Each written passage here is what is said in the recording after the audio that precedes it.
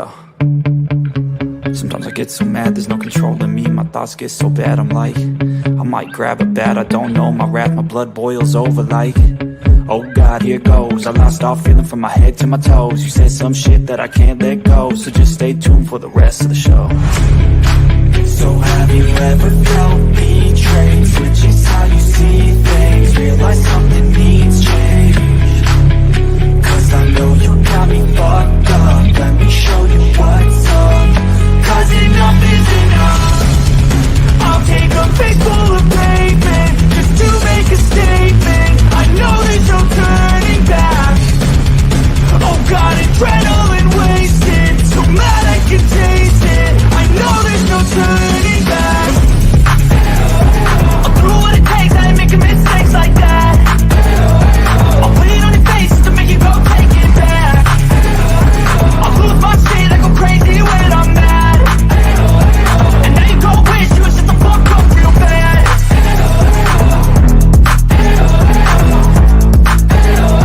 And now that I'm gone, yeah, I know there's no turning back.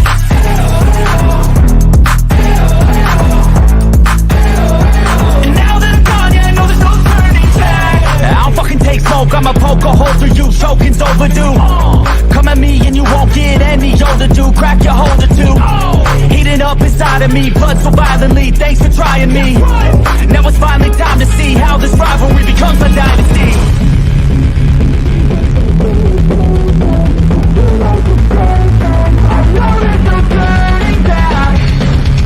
Oh God, adrenaline wasted, so mad I can taste it. I know there's no turning back. I'll do what it takes, I ain't making mistakes like that. I'll put it on your face to make you go take it back. I'll lose my shit, I go crazy when I'm mad. And now you go wish you would shut the fuck up real bad.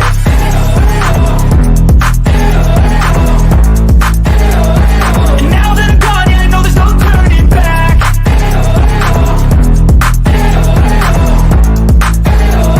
And now that I'm gone, yeah, I know there's no turning back.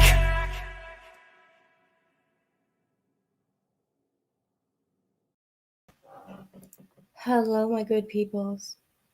How are you? Hey, Grandma, how you doing? Good evening. How is everybody?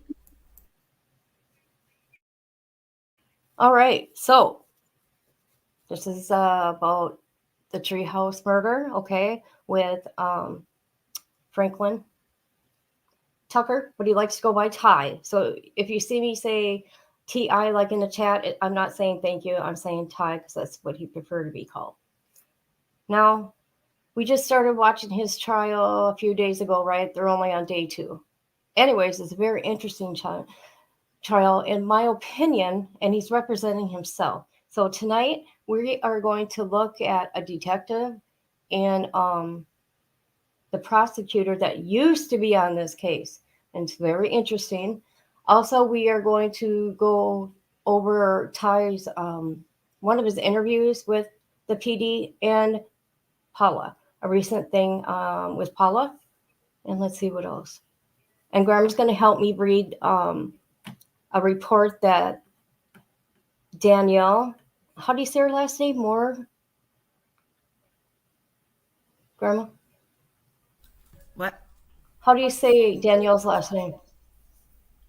Make me remember her last name. Is it Mueller or Malone? Yeah, it's Malone.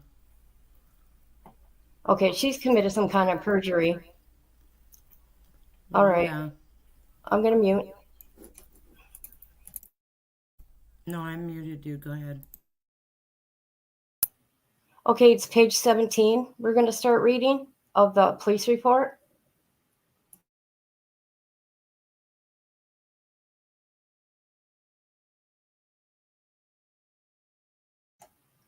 I could hear me talking, and you are muted.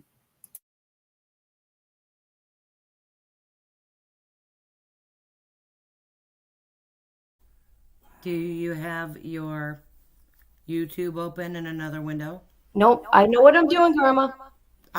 That was just an obvious question. No criticism meant. Okay, so page 17. we will start at. So Grandma's going to read this for me.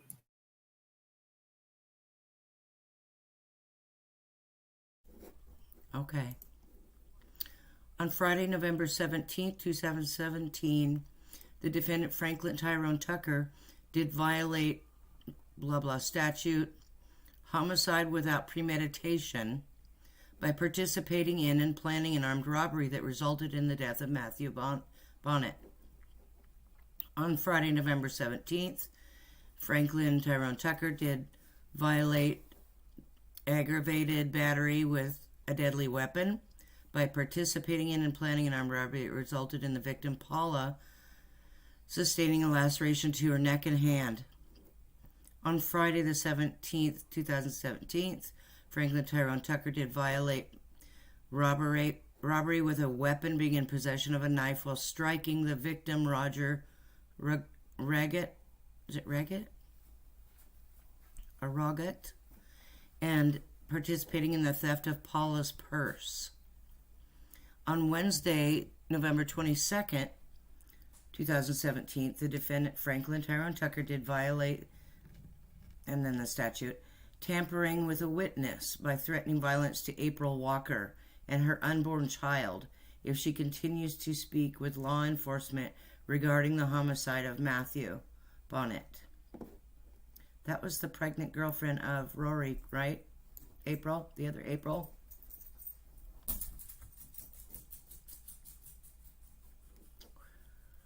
On Friday, November 17th, the two suspects, Rory Detroit Wilson and Franklin Ty Tucker, were driven to Laurel Avenue, Stock Island, in John Travis Johnson's black truck for the purpose of robbing Paula Belmonte at knife point. Rory Detroit Wilson and Franklin Ty Tucker exit the truck and enter the property known as the Tree House. Rory Detroit Wilson holds the victim, Paula Belmonte, at knife point, and while striking her in the face, demanding her purse. In the process, the suspect, Rory Detroit Wilson, cut Paula's throat, leaving a large laceration to the right side of her neck and a laceration to her right hand. During this time, Ty Tucker is holding the victim, Roger Roggett, at knife point. I'm looking at small text here. Both Roger and Paula stated that Franklin Ty Tucker didn't say anything to either of them. Roger stated that at one point, Ty put his finger towards his mouth and made a shh sound to him.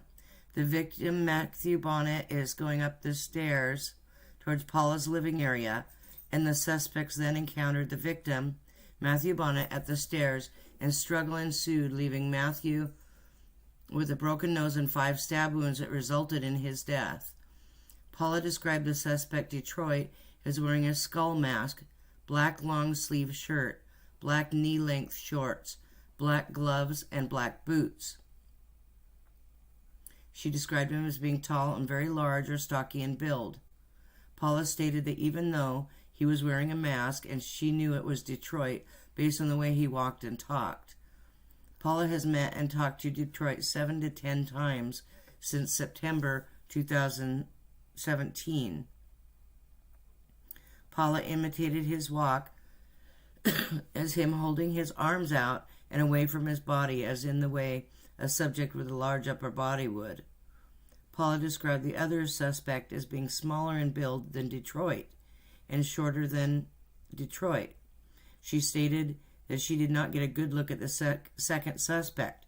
At the time of the robbery, Paula was sitting in her bed, which is approximately 10 feet from the top of the stairs, and she had that distance to observe him walk toward her.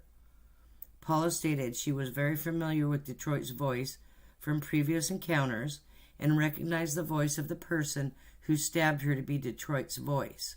Paula also stated that April Anathea Clay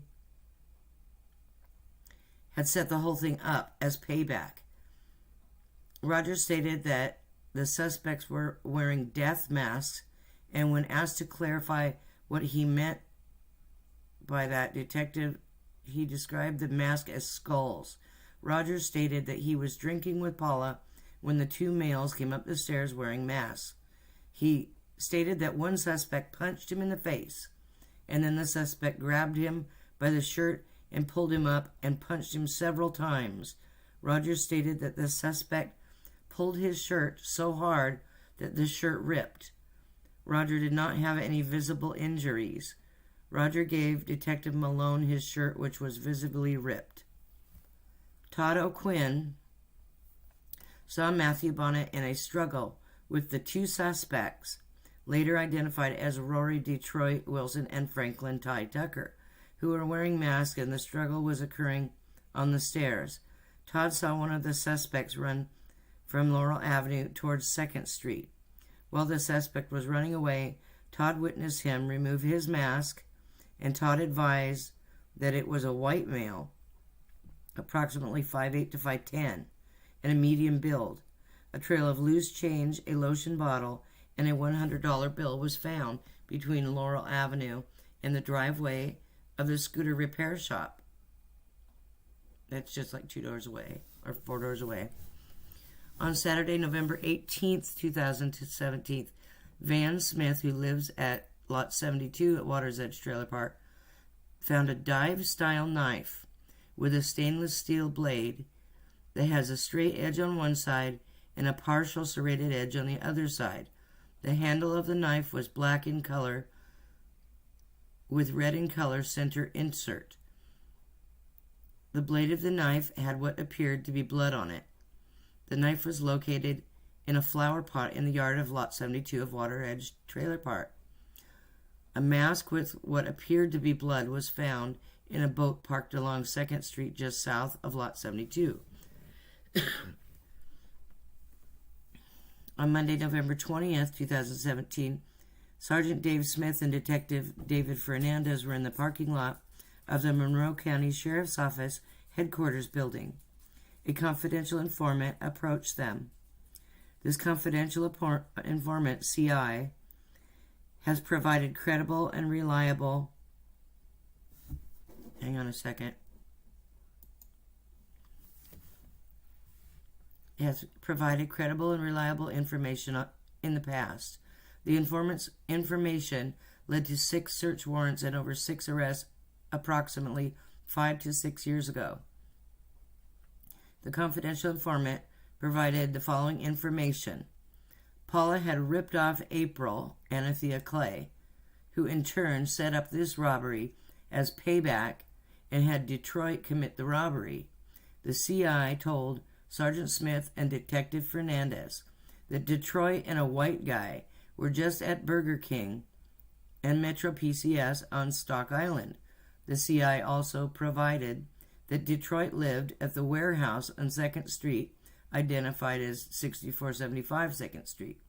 The CI was also able to identify that there was a white male that goes by Detroit, David Cobb, who also lives at 6475 2nd Street. Sergeant Smith and Detective Fernandez then went to Metro PCS and spoke with the clerk, Lana Karamova, who advised that a black male and a white male were just in the store. Karamova gave Sergeant Smith and Detective Fernandez the name of the white guy as Franklin Tucker, who just paid his bill. Sergeant Smith and Detective Fernandez also viewed the video of the 2 suspects in the store. Sergeant Smith and Detective Fernandez then met with Franklin Tucker at 6475 2nd Street, who provided the name of Rory, a straight shooter, as the black male. Provided the name of Rory, a straight shooter, as the black male he was with at Metro PCS. Tucker provided Rory's phone number. Sergeant Smith and Detective Fernandez then returned to Metro PCS. Karamova was able to provide the name of Rory Wilson. Sergeant Smith and Detective Fernandez were able to positively identify both Franklin and Rory from the video at Metro PCS and their driver's license photos. Okay, so that was 17 and 18. Where do you want me to quit, dear? Kit?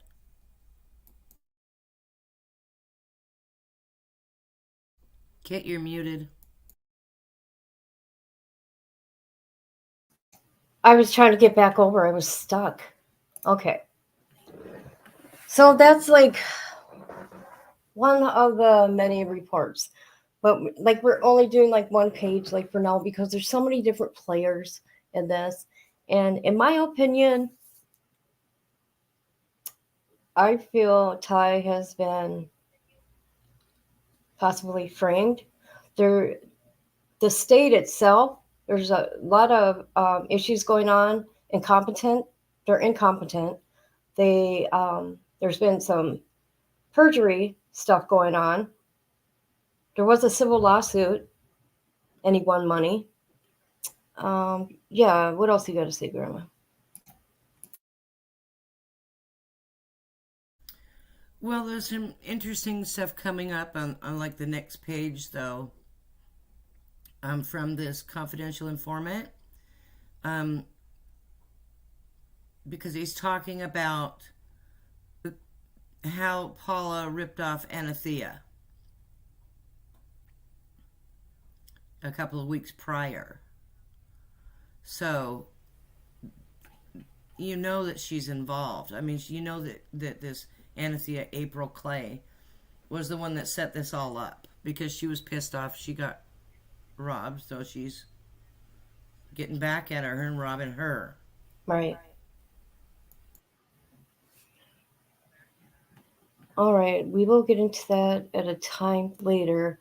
I want to talk about Detective Pitcher, and I want to talk about the prosecutor.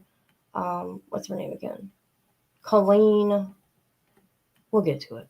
Okay, we're going to look at here the detective that used to be on the case, and let's see what he's done. All right, here we go. I don't know why this ain't going for me. All right.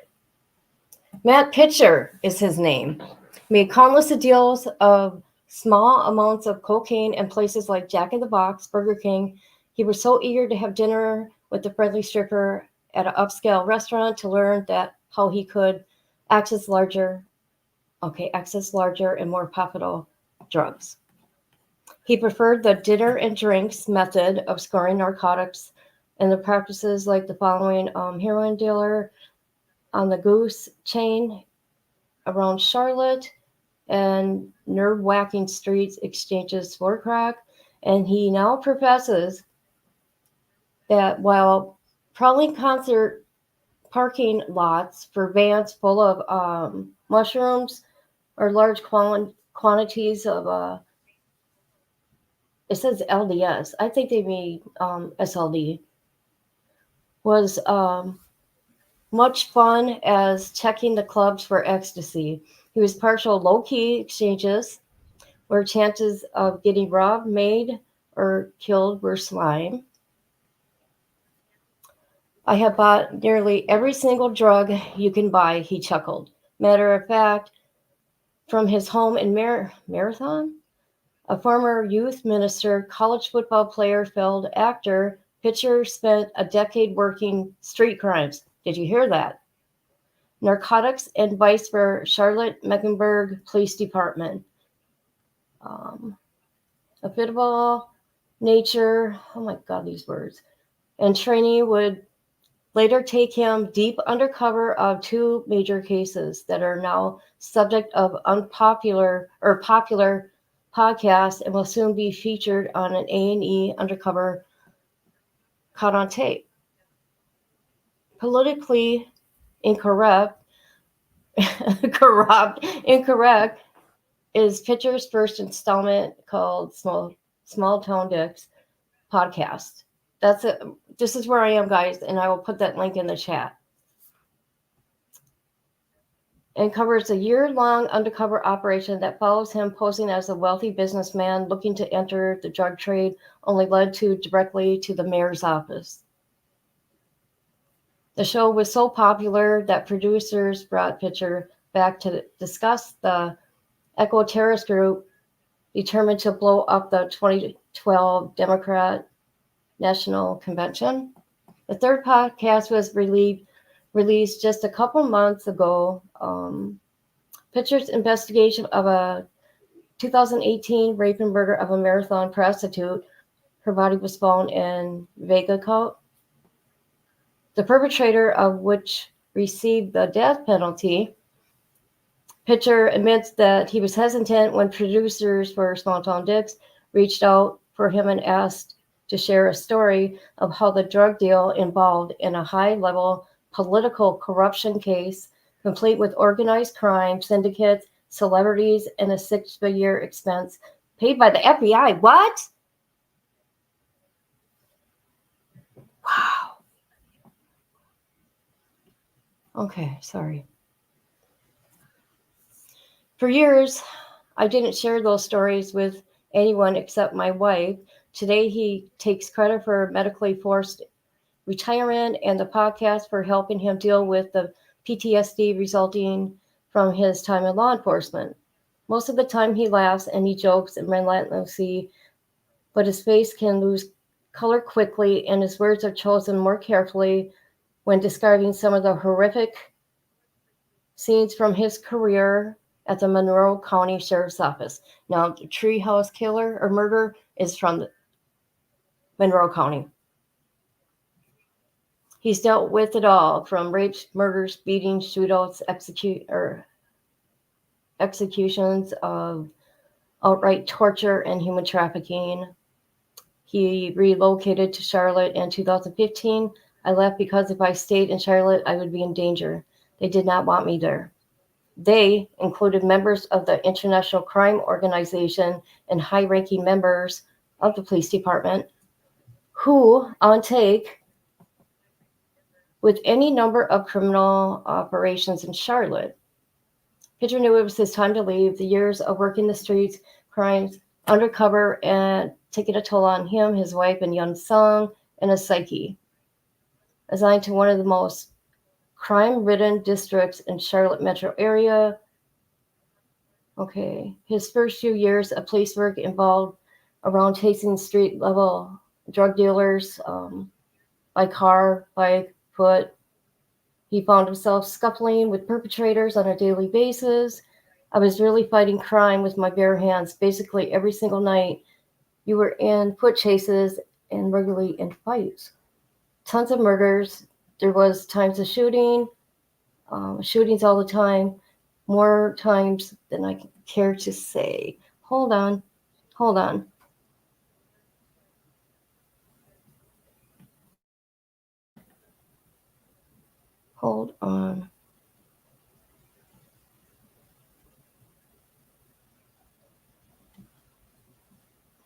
I think maybe I got the wrong guy, you guys.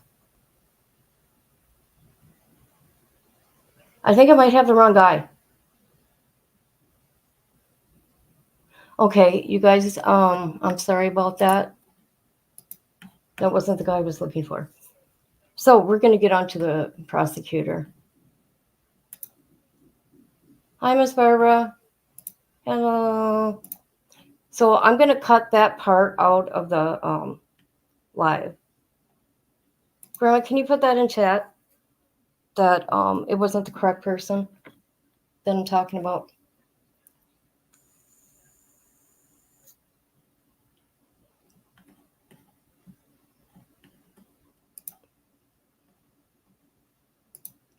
All right.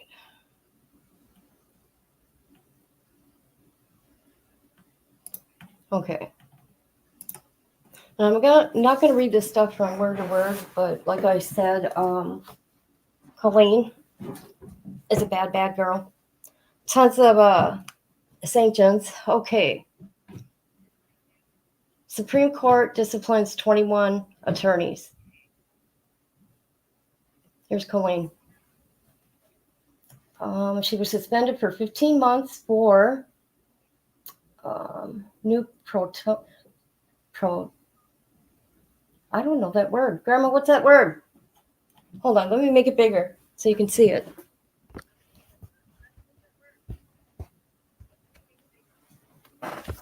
Okay, come on. Work with me. My laptop, I'm having so many problems. Protonic, whatever. January 5th, It's 2022. Latin. It's Okay. Latin. It's nunc pro tunc. Okay. Thank you. It's effective immediately on that date right there. She was the subject of discipline matters. The first one, she misrepresented to the judge the degree of her relationship with the client in a hearing to disqualify her as her counsel. However, the court denied the motion to disqualify on the grounds entirely unrelated at the same time, as a misrepresentation was not relevant to material issues. There was no prejudice or harm to the legal system. In the second matter, she texted a friend and jokingly indicated she wanted to find a basis to object to the marriage of a defendant with potential witnesses in a crime case, which respondent was the prosecutor. County jail records indicate Dunne formerly in the county jails. The courts objected to a defendant's marriage. However, she claimed that she told the jail that it was the state attorney office that objected, but that was recorded incorrectly. So she was involved in that. And then I got what? Thank you, Grandma. Thank you. Matthew Pitcher was the wrong one. Don't worry, I'm going to fix it later.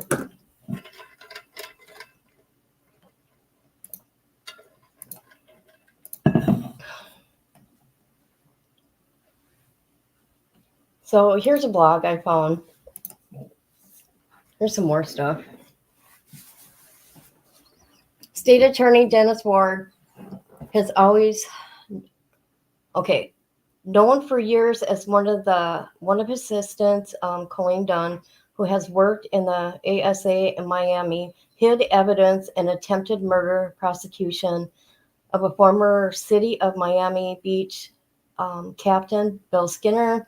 Skinner is serving life sentence for a conviction of the stinks to high hell. Ward has kept his mouth shut, although the judge in the case found that, I'm going to say, Collen hid evidence from the defense during trial. Okay. Then there was a defense attorney named Zeth Levy, who made the exoneration of Bill Skinner a personal project for several years now. His work has gotten Dunne suspended by the Florida bar for a year for her actions. This was in 2019. Meanwhile, Ward did nothing, although he had credible evidence of finding that the trial judge, if it means anything, that one of the prosecutors hid evidence in a serious trial. Dunne recently settled the bar complaint with an agreement to 1 year suspension. Although the Florida Supreme Court has to approve the agreement, and that's not a sure thing. Things can get worse. Prosecutors are held to the higher standard. Ward was sitting on a time bomb. Once Dunne admitted her guilt, she was fired, giving her to the end of the month to pack her things and get out. Merry Christmas, you're fired. Okay, Ward, those many years when he had a prosecutor working for him who had already been reported to the bar based on a judge's findings, where's the commitment to truth and legal ethics? Where is the avoidance and appearance of the improper? Yeah, whatever. This being that the Florida Keys somewhere at the bottom of the French Reef, we imagine. What Dunne did was wrong. There was a decorative cop serving life in prison because in part of her dishonesty. What did was just as bad. He should hold his assistants and his office to a higher standard. but he doesn't see things that way. Okay, tell Bill Skinner, a cop serving life in a case where prosecutors hid the evidence. Want to know what's so interesting about that? Because Ty's out of jail for right now. He had a gag order. It's been lifted, but he has put out there on the internet all these documents, all these body cam footages, and there's things that he don't have the full clips of his interviews because it's more than one. They gave him like 10 seconds, 21 seconds, a minute, stuff like that. And it's not even in order, and it doesn't even include his complete interviews. I feel that's they're destroying evidence. So if I were him, I would be worried too. So needless to say, he don't trust the any attorneys out there, and I don't blame him. So he's representing himself, and I find that interesting. So we are going to watch the longest one I could find of Ty's interview, which is a 2 a.m. interview, which is second part 2.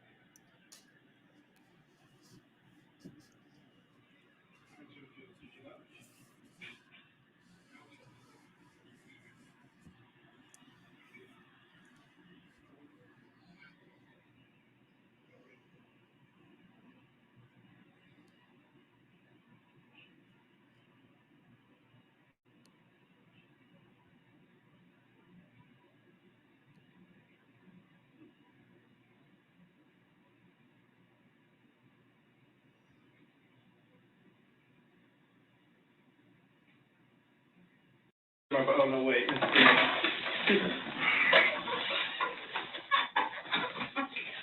I forgot the most important question of all earlier. Are you an Eagles fan? Fuck yeah. All right, we're done. New York Giants. Oh, man. Well, y'all like? Hey, at least you can make as much fun of me now as you want to. Actually, man, as long as you didn't say Dallas, we're cool. Yeah, that isn't No, that as always? long as you didn't say Dallas, You can we're be cool. Eagles or Redskins. I can't believe we're number one. I can't believe we're Dude, you number pulled one. Dallas' ass last week. Man, not only that, with no kicker. No kicker, man. Was it a Sunday night game? Yeah. Sunday, we had no kicker, man. I didn't get to see the game. We had to go for touchdowns and 2-point conversions the rest of the game. What happened to the kicker? Man, he got hurt, man, in the first half. So we had a linebacker doing kickoffs for us, man, because we couldn't have anybody else to do kickoffs. So yeah, it was a hell of a game. I mean, you guys got it this year. Well, man, I guess I'm not gonna be seeing my money from Roy anytime soon, man. It'll be a little while, probably. Yeah. Man, I still. How much does he owe you? Oh, only $50. But the thing is, Hey, $50 is $50. $50 is $50. And man, it's more a pride thing, man, than anything else, man. Just 'cause, man, you always like to talk like he's the god of football or whatever. It's like. Oh, is that what he owes you $50 for? Yeah. Is it for that game? For that game. Oh, for real? Yeah, Oh, nice. so I'm like, man, you go ahead and bet on Dallas. I was like, Philly.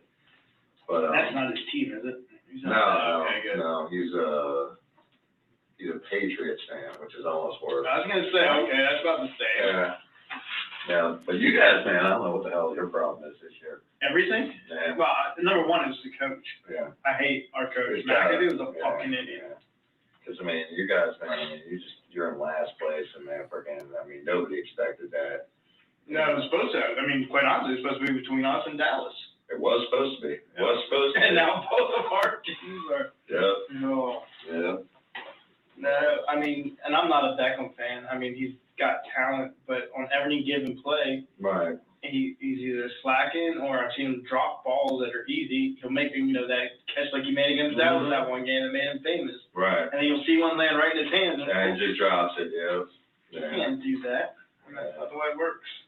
Yeah, man, like I said, man, at least you're not a Dallas fan because, man, I can live with the Giants. Yeah. You know, one of my best friends in the world is a Redskins fan. So See, I can live with the Redskins. I can live with the Redskins. You know, I mean, we have the hardest division in football as it is anyway. Year in, year out. Yeah, exactly.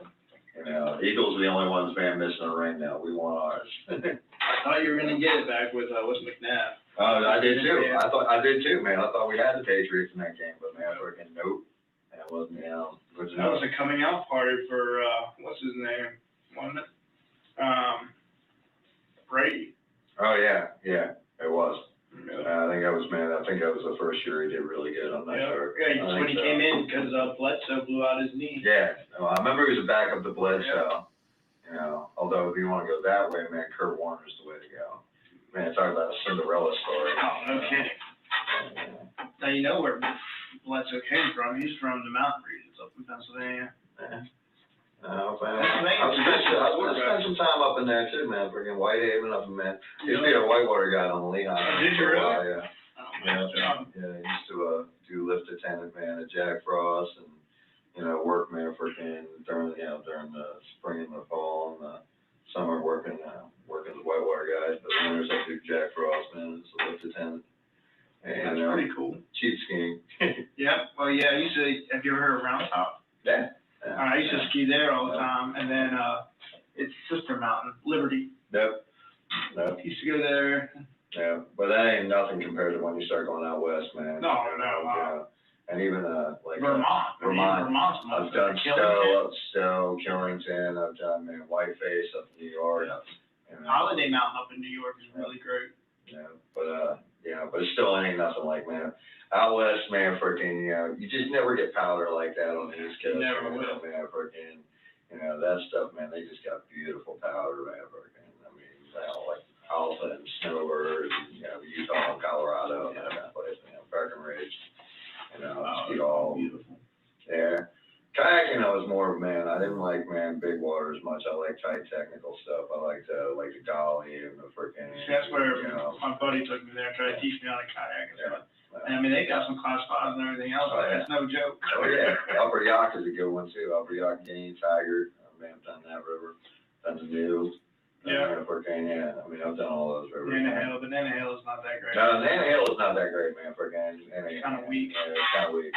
But man, the golly, man's got some good stuff, man. We got Upper and Lower Golly. Upper is a real bad one. Yeah.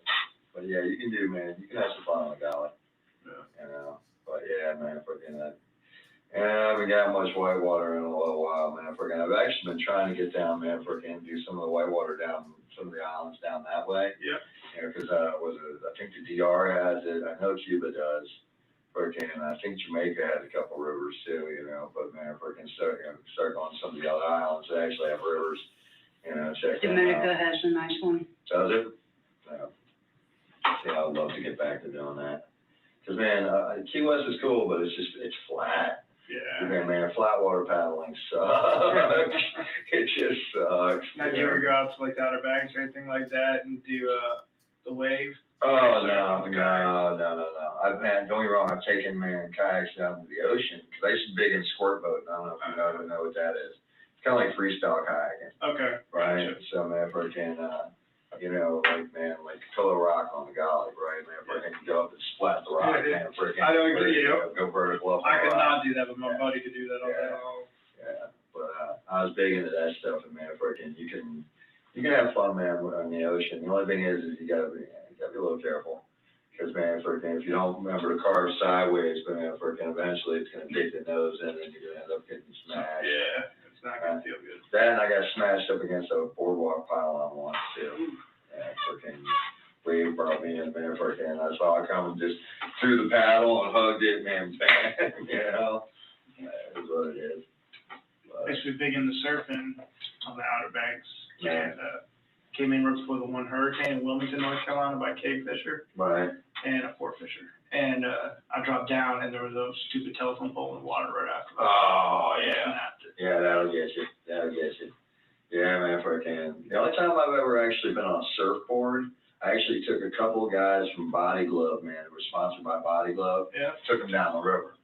Because they had never surfed, man, river waves, man. So, man, freaking, we took down like 6 boards, and man, none of them made it back, man. They all came back in pieces. Oh, yeah, there's no way. Right. But they had a blast, man. They had a blast, because, man, I mean, it is the never-ending wave, you know. I mean, you get out there, man. Yeah, because guys do the boogie boards on it all the time. Yep. Yeah, well, man, we surf kayaks on them all the time. Yeah, it's just, man, freaking, Yeah. it's a little bit different, man, because it doesn't go anywhere. It stays there all the time. Yeah, like that, you definitely, like, not so much, I mean, there's a couple places down here, you can go to Jupiter, Samara Sebastian, and get some long ways, but like kayaking, you'd like surfing. Oh, yeah, I'm sure. I mean, I'm sure I would. I don't know. I'm getting a little bit older these days, man. I mean, my body can't take quite the things it used to, so. I said I was gonna get into kite surfing, I still haven't done that. I've been so looking at that. Every time I go to the beach, man, freaking, I'm like, that looks like a lot of fun. Yeah. You know, that looks like something. That looks like something. I mean, they're getting 15 to 20 feet in. I know. When they pull up, it's like, yeah, that looks like fun. I think I can handle that. You know. Yeah. All day long. I don't know, but man, I'll get out there eventually, man. Get on it. You know, freaking.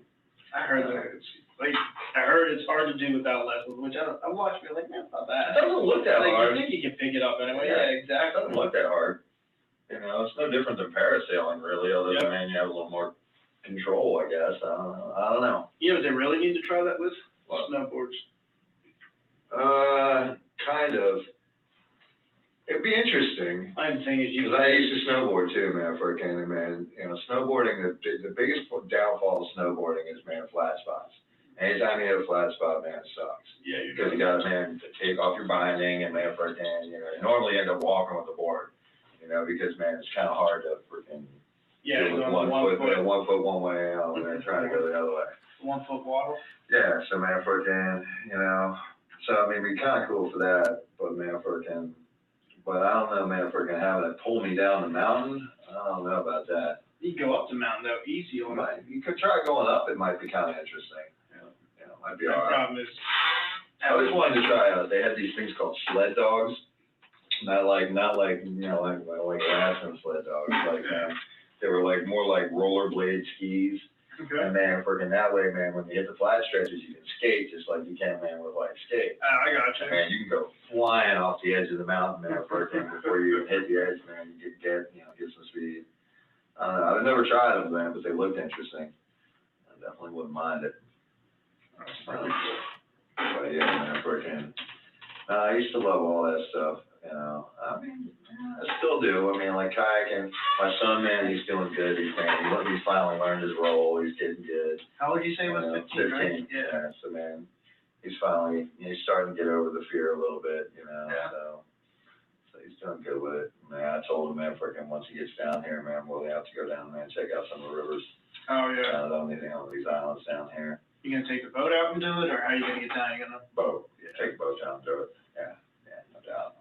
Because, man, freaking, you know, want to make a sailor out of him, too. I think he'll like it, man, freaking, you know, he's been living out there in the desert, man, his whole life, man, freaking, so, you know, I need to get him out on the ocean, get him out on the water. I do like, you know, especially like New Mexico and Arizona, Yeah. nice too. Yeah, I like New Mexico more than I like Arizona. Same here. But Arizona, man, Arizona's okay. I mean, actually, probably the prettiest desert out there is Utah. You know, Utah, man, as a state, kind of funky. You know, they're definitely like their own country, but But man, but the deserts out there, like Bryce and all that, and Moab and all that stuff, Yeah. man, it's got some beautiful spots out there. No, that's very You true. know? So, I mean, it's kind of, I don't know, just a little give, a little take, 'cause it is kind of funky there too. You know, it's definitely not like any place else. I feel like the Native American tribes in New Mexico, you know, yes, they're more than you do pretty much anywhere else, Arizona or. Arizona and New Mexico probably have the biggest. Yeah. But man, I'll tell you what, Albuquerque's one of the nastiest cities I've ever been in. Yeah, I haven't spent time there, like. Oh man, I mean, downtown Albuquerque is not too bad, but man, when you start going on the outskirts out there, it's up on the, what can I say, it's the racetrack, is the casino or whatever they got out there. You get around that neighborhood, man, it's the only time I've ever seen a cop stationed at a McDonald's 24/7. Yeah, they literally had a station for the policeman at the McDonald's. Like, man, that's pretty, I was like, man, I've been in some hardcore neighborhoods, I'm like, man, that's pretty bad, you know? You don't really see that shit too much. Yeah, no joke. Now, Charlotte, I have to say, we had she had several duty gigs at gas stations and a couple of fast food joints hanging out there. Yeah. That is what it is. Yeah. All right. So what are we waiting on at this point? Let them finish up the house and then we're Okay. done. Okay. It shouldn't take long at all. Yeah. Run me back through Friday night one more time, just so I know I've got everything. Let's see, Friday, it's like I told you, man. Actually, do me a favor, start Friday morning and we'll go from there. Friday morning? Yeah, and let me, just to make sure I do it, will you give me your full name and date of birth, please? Franklin Tyrone Tucker, August 12th, 1971. You swear to affirm that everything you're about to tell me is true and accurate? Yes, sir. All right, perfect. And then, Friday morning, let's see, Friday morning, man, didn't do too much, man, until started getting towards the afternoon, but we started drinking, man, in the afternoon, I know that. You know what, hold that thought for a minute, all right?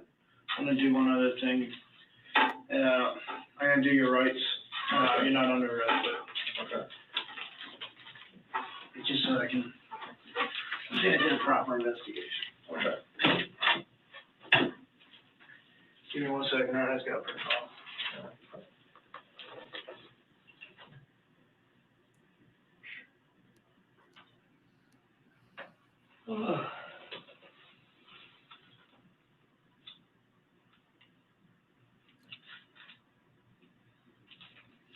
Man, I'm tired too.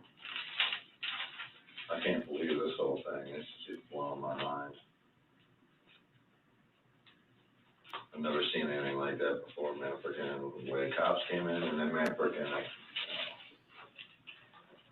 I'm sure you guys got evidence or something, but man, I can't believe, man, Roy's being charged with murder. I can't even see why he would do it, you know what I mean? He's got a pregnant wife, he's gonna know he goes to work, man, now. So, man, I'm not sure what the hell, man, unless it was personal, man, whatever. I don't know, it just doesn't sound like him. Okay, I want to bring this up. The man he's talking about, in case you guys didn't hear it yesterday, he's talking about, okay, the black man with the mask. He ended up, how do you say his name? Roy? No. Royer? I don't know. Anyways, he ended up getting charged in this case, and he got many years, and then somebody Johnson. I'm going to have to look it up. His name, he's been charged and convicted, and they got Ty now. Rory Wilson. Thank you. Thank you, Grandma.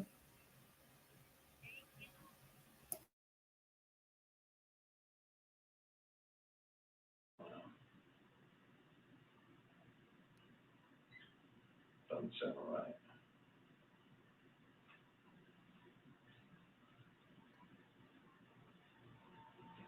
But at this point, I resign myself to, man, I just want to go home and go to bed. I mean, for real. you know, I'll let you guys do your job. And man, hopefully you'll find find out he didn't do it. Man. All right.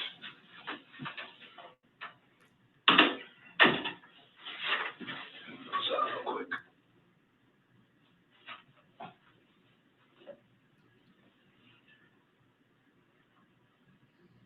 You staying in town for Thanksgiving? Yep. No plans on going anywhere. Yeah, me too.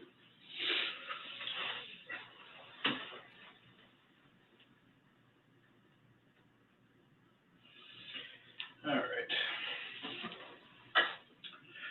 Before we ask you any questions, you must understand your rights.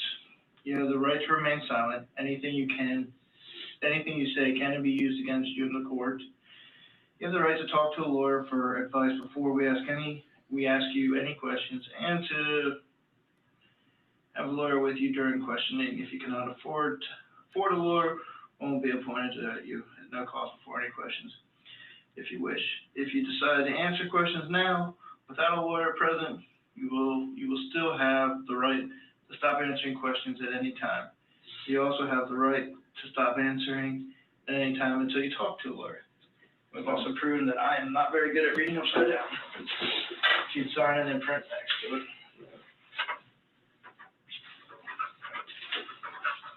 So who's your favorite Eagles player of all time? Reggie White, probably. I have his rookie card. He wasn't a Packer, he was an Eagle. I would have to disagree. Randall Cunningham. Randall Cunningham was a hell of an Eagle, no doubt about it. He was definitely a hell of a quarterback, you know, and unfortunately, Buddy Ryan, man, used him the wrong way. Yeah. You know. Quick ended up getting his leg, he got his leg folded. Knee told. Yeah. We've had a bunch of good ones.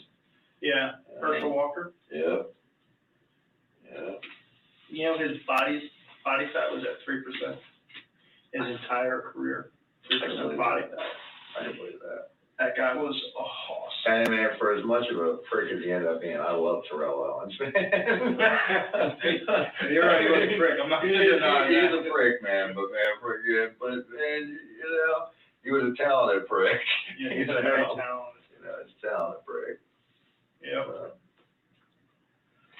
No doubt about it. All right, sorry, I got off topic. No, it's talking okay. about football. Oh, I hear you, man. You know, 'tis the season. Yeah, exactly. Almost in the playoffs on now. But, no, man, I was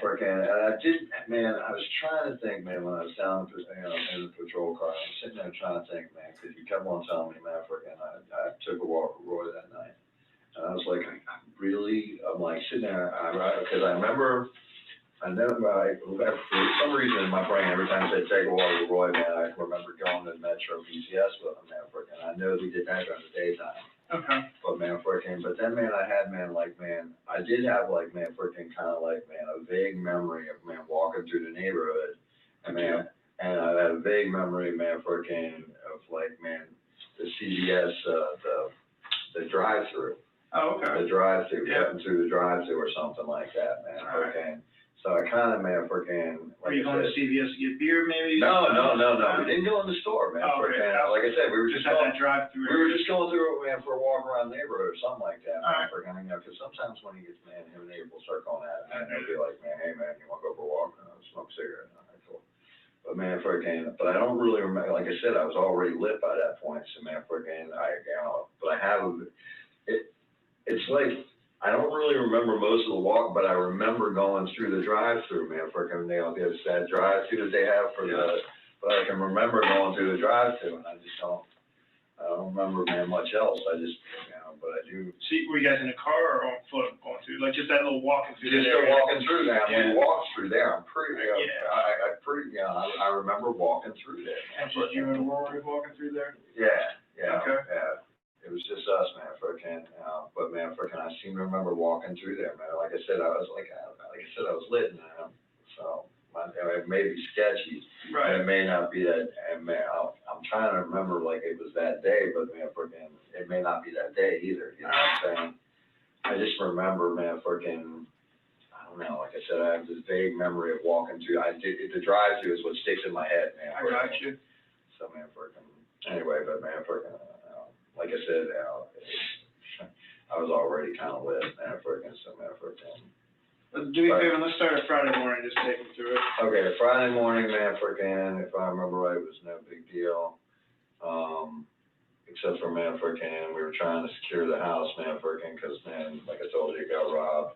Then, man, we went out and got a beer, man, started drinking, and then, man, Travis brought some Fireball. Next thing, man, we're gonna drink Fireball. What time do you think? So, secured your stuff in the morning? Beer started early. I got it, man. It started pretty early. What time do you think? Because these boys, man, I know, man, you know, when they don't have to work, they start pretty early. Which boys are you talking about, Travis and? Travis and Big Scott. Okay. Because, man, you know, really, man, Roy doesn't come up the stairs very much, man. He comes upstairs every once in a while. You know, but man, but Big Scott, man, yeah, he likes to drink first thing in the morning. So Travis stuff, man, you know, been, you know, burglarized and vandalized and all that other stuff. So I think that was part of it. What did Travis go to jail for? He went for a weed pipe. Oh, that's right. Yeah. Oh, dude, it was the stupidest thing ever, man. Like I said, I wasn't there when it happened. Yeah. But from what I heard, it was just they were just stupid, man. They were just being stupid. You know, because they came in they had a warrant for 2 people who were staying there, right? This chick, Martin, it was Martin, and man, his girlfriend, I think it was named Valerie, or I think it was their name. Okay. But man, but they very rarely ever came out of the room or anything like that. So man, which explains why I consider, man, you know, when they went to jail, man, she had like 3 outstanding warrants, and then he had 1 of them or something like that. But man, so they came in for that. Yeah. But then they were, man, sitting around smoking some weed, and man, you know, Detroit, man, Dave decided to get stupid, man, and started running his mouth. So man, they took him. Detroit. No, Detroit, man, it's in jail. Dave, Detroit. And, you know, I don't know where, man, if we're gonna get Detroit, man, for Rory, man, I mean, I think I've heard somebody call it to him once, man, over a fucking Burger King. My April told us, I guess that's what she calls him, Detroit. Maybe that, maybe between them. Okay. You know, I mean, cause man, shit, like I said, man, April and I. Yeah, I picked up on the fact that she doesn't care for you very much. No, she does not like me, you know. She does not like me very much, you know, which is, it's okay, man, not everybody has to like me. But man, it also makes me, that's why, man, that's one of the reasons, you know, Roy and I didn't get to be better friends, is just because, man, you know, I can't hang around her. Right. You know, I just can't, man, you know, she definitely, man, she gets loud, and, you know, she has a temper, and, you know, they've had the cops out there quite a few times, man, over domestics and stuff like that, man. I don't have any patience for it. I just don't, you know. I like my life nice and simple and easy, you know what I mean? I don't like, man, complications, and I don't like negativity, and I don't like, you know, I definitely don't like arguing and, you know, that kind of stuff, man. So, I got you. And man, there was one night, man, they had the cops come out there 3 times in one night. I was like, man, Jesus Christ. And this was when I was standing right after the storm. So man, I was staying with them up until, and that's when I decided to leave. I think it was the very next day I decided to leave. I was like, man, I can't do this, man. But, man, I appreciate it, thank you, but man, but I'm going back to cops. You know? Yeah. So, but yeah, she don't like me very much. But she's also, from what, man, he tells me, man, she's like, was it bipolar, and man, she got some other thing, man, and she's on medication for it. Well, that's pretty serious. Well, and then, man, she's 9 months pregnant to boot, man, so, man, I'm sure that don't make it any easier. I don't know. But, true that. I know when she starts going off, man, the whole damn neighborhood hears it. You know, but whatever. You know. How long did you say you've been staying at the warehouse? Well, it's been off and on, you know, because like I stayed there during the storm, right? You wrote it out there? Yeah, I wrote Did it out. Really? I wrote it out, man, in Roy's house, right? Now he has that other room there, And man, Like on the bottom, or did you guys go to the top? no, on the bottom, Yeah, cause man, friggin', that building, man, friggin' is actually pretty solid, you know what I mean? See, the only thing I was worried about, was the roof. You know, I wasn't worried about but flooding. that's when, CJ and Michelle were living there, and they had the room that I'm staying in now. And then, but some of their stuff is still in there, so when you guys do your search, just understand, man, friggin', some of that stuff still belongs to them, Okay. you know? But man, friggin', you know, again, like I said, most of my shit's, man, friggin' in one bag, man, friggin', other than the laptop I was sitting there watching, man, when y'all came in.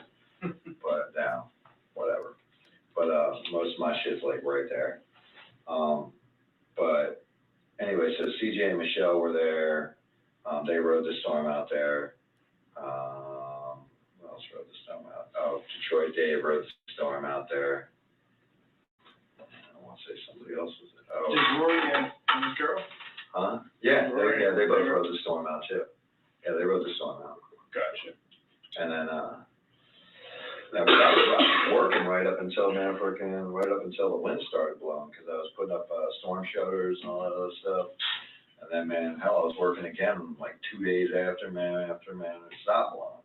Man, you know, people needed tarps up on the roofs, and man, freaking demo. I mean, every cleanup started immediately. Yeah. You know, although some of it, man, it was pretty harsh, man. Up there in Big Pine, it was pretty harsh. You know, and there's this one little old lady, man. She was trapped up on the second floor. And man, we brought her food and water and stuff like that. Cause man, you know, the storm surge had wiped out the bottom, and man, piled up a bunch of shit up against her door. But then she had like a balcony door that went down, but man, that had gotten blown off, and part of the roof had been blown off. This little lady's like 80 years old or something up there by herself, and I'm like, man, That's crazy. she must have been scared out of her mind. So anyway, man, freaking, we cleared a path, man, freaking got some food and water up to her, man, got her supplies, but she wouldn't come down. She was scared shit to come down. Really? Yeah. But, Big Pine was a trip. There was one man yard, we found an airplane cockpit in somebody's backyard. In Big Pine? In Big Pine. Like, man, where the hell did that come from? I mean, you know, I think the closest airport I think there's a small one in Sugarloaf. Yeah, I was gonna say, you got a small one right up from there that's like a little homemade one. Right, I think there's a small one in Sugarloaf, and then they got one in Marathon, but man, freaking to blow all the way to Big Pine, I mean, that's pretty good. I thought that was pretty good. But yeah, you know, it just, I don't know, it reminded me of Andrew, you know, cause I was here, man, freaking for Andrew too. I was up in Miami for Andrew. And, man, freaking, you know, Key West got a little bit of damage. Stock Island took a little bit of damage. But some of those other, Big Pine, man. Big Pine got it got leveled, man. I mean, there's neighborhoods that are just gone. Yeah. You know, just totally gone. And man, it was just sad seeing the people come back and, you know, they got nothing. Which I know the feeling. I've had it happen. So, man, I know the feeling. Yeah. But it still sucks to see it happen to somebody else too. So, man, is what it is. But hopefully they'll, man, get their, you know, either get the insurance or they'll get FEMA to help them out or something. Yeah, a combination of the two. Yeah. But we'll see. I know I've been hearing mixed stories about, man, FEMA. Yeah, same here. Well, I've been dealing with them. Well, I mean, I dealt with them too when I was up there, man, because that was one thing, man, because they had plenty of the blue tarps down here. We were running them up there because, man, nobody had them up there, so we kept on dropping them off to all the supply stations. Yeah. You know, that's how I ended up doing, man, freaking blue tarp and roofs for people up there. Yeah, because they didn't want to wait on the FEMA list, and man, they pay me to do it. You know? That's good. Yeah. Well, how much did they pay you? Depending on the roof, man, freaking, but yeah, depending on the roof. So I was getting paid pretty much by the job, but man, you know, but I'm telling you, man, that stuff it's kind of crazy work, you know, because, man, you got to climb up, man, freaking, you know, you're 3-4 stories up, man, you're walking on something that you know is broken, you know, and then one of the worst ones I actually did was with Roy, freaking, we did this one that was, man, there was only a quarter of the roof left, you know, 3/4 of the roof was gone, you know. I almost fell through that one, actually. Freaking tarp actually saved my butt. Okay. But yeah. Sorry.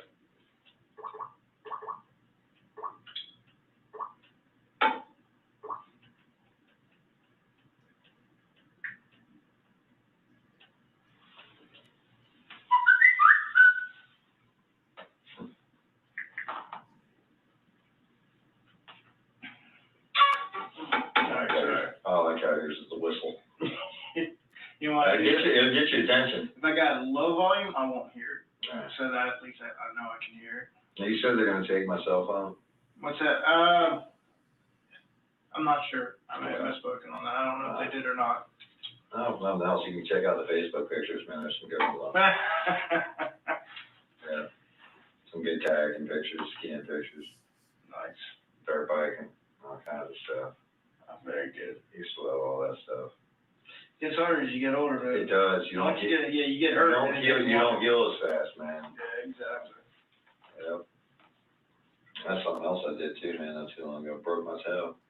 No, that sucks. How'd you do that? That one, man, we were working a demo job, and man, freaking, I went to go lift one of the logs, Yeah. and then the other, you know, 'cause it had like a skin on it, man, it just freaking, when the skin ripped, it fell off, man, freaking, cracked me in the toe.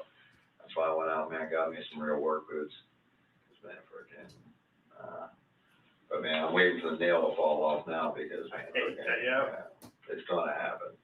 Oh, yeah. Yeah, but yeah, that hurt for a little while. Still, man, freaking not quite there yet, but man, it's getting there. Yeah. Yeah. Alright, sorry, man. Keep getting sidetracked. Saturday, what'd you guys do Saturday? Saturday, okay. Saturday, I know Roy went to work. Did Roy work Friday? Or was Friday, I don't remember whether he went to work on Friday or not. he? Okay. 'Cause man, freaking, he wasn't there originally. You know what I'm saying? When we started drinking and stuff like Yeah. that, he wasn't there originally. I know that. But man, freaking, I don't know. I don't know if he went to work on You Friday. think it was- I could find out, but man, freaking, I know he did. I don't know if he did work Friday or not. Gotcha. I know he worked on Saturday. That much I Okay. do. I know that for a fact. Because he came back and he was not happy. When he got out there and started drinking, it was still daylight with y'all? Or? Oh yeah, Okay. I'm sure it was still daylight. Okay, I got you. Yeah, I'm sure it was still daylight. 'Cause yeah, he normally doesn't work past 4 or 5 anyway when he's working. So, I got you. sometimes, man, but not very often. No, on Friday. Yeah, especially, man, freaking the guy he's been working with. 'Cause man, that's why I stopped working, man. I couldn't stand the guy, man, freaking. Oh, really? Yeah. Who is it? This guy named Bear, I don't know if you know him. Freaking, he's, man, freaking, I don't know, man, you know, he gets, man, he'll get the jobs, and he has the tools, and he has the truck, I get that, you know? And man, that's worth a certain amount, but, man, the guy, he's got a mouth on it, man, freaking, it's just, man, you can't take it, you know, it's like, look, Right. man, I get paid just as well going to work for somebody else, man, I don't need to work for you.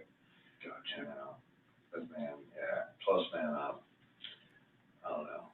I mean, he always paid me, but I just don't trust the guy, you know what I mean? Right. And if you don't trust the guy, then it's kind of hard to work for him, Yep. you know, especially in jobs where you can't get hurt, you know, like that. So anyway, man, I ended up stopping working for him. Well, he calls up every once in a while, still trying to get me to work for him.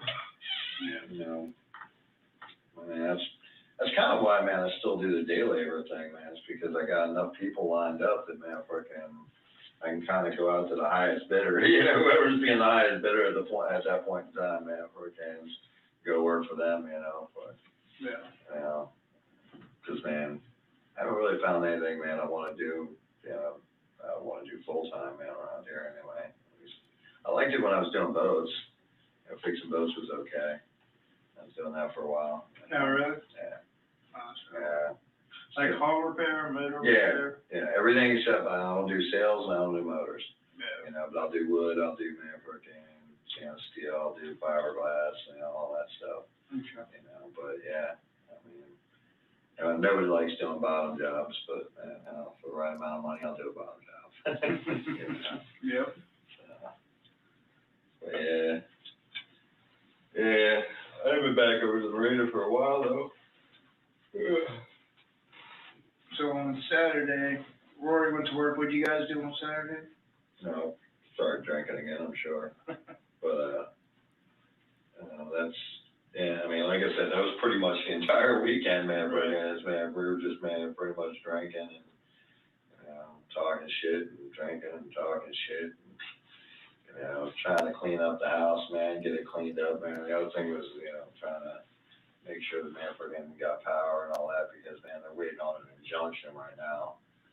I don't know how that's gonna go now, cause I know Roy was the one who filed for the injunction.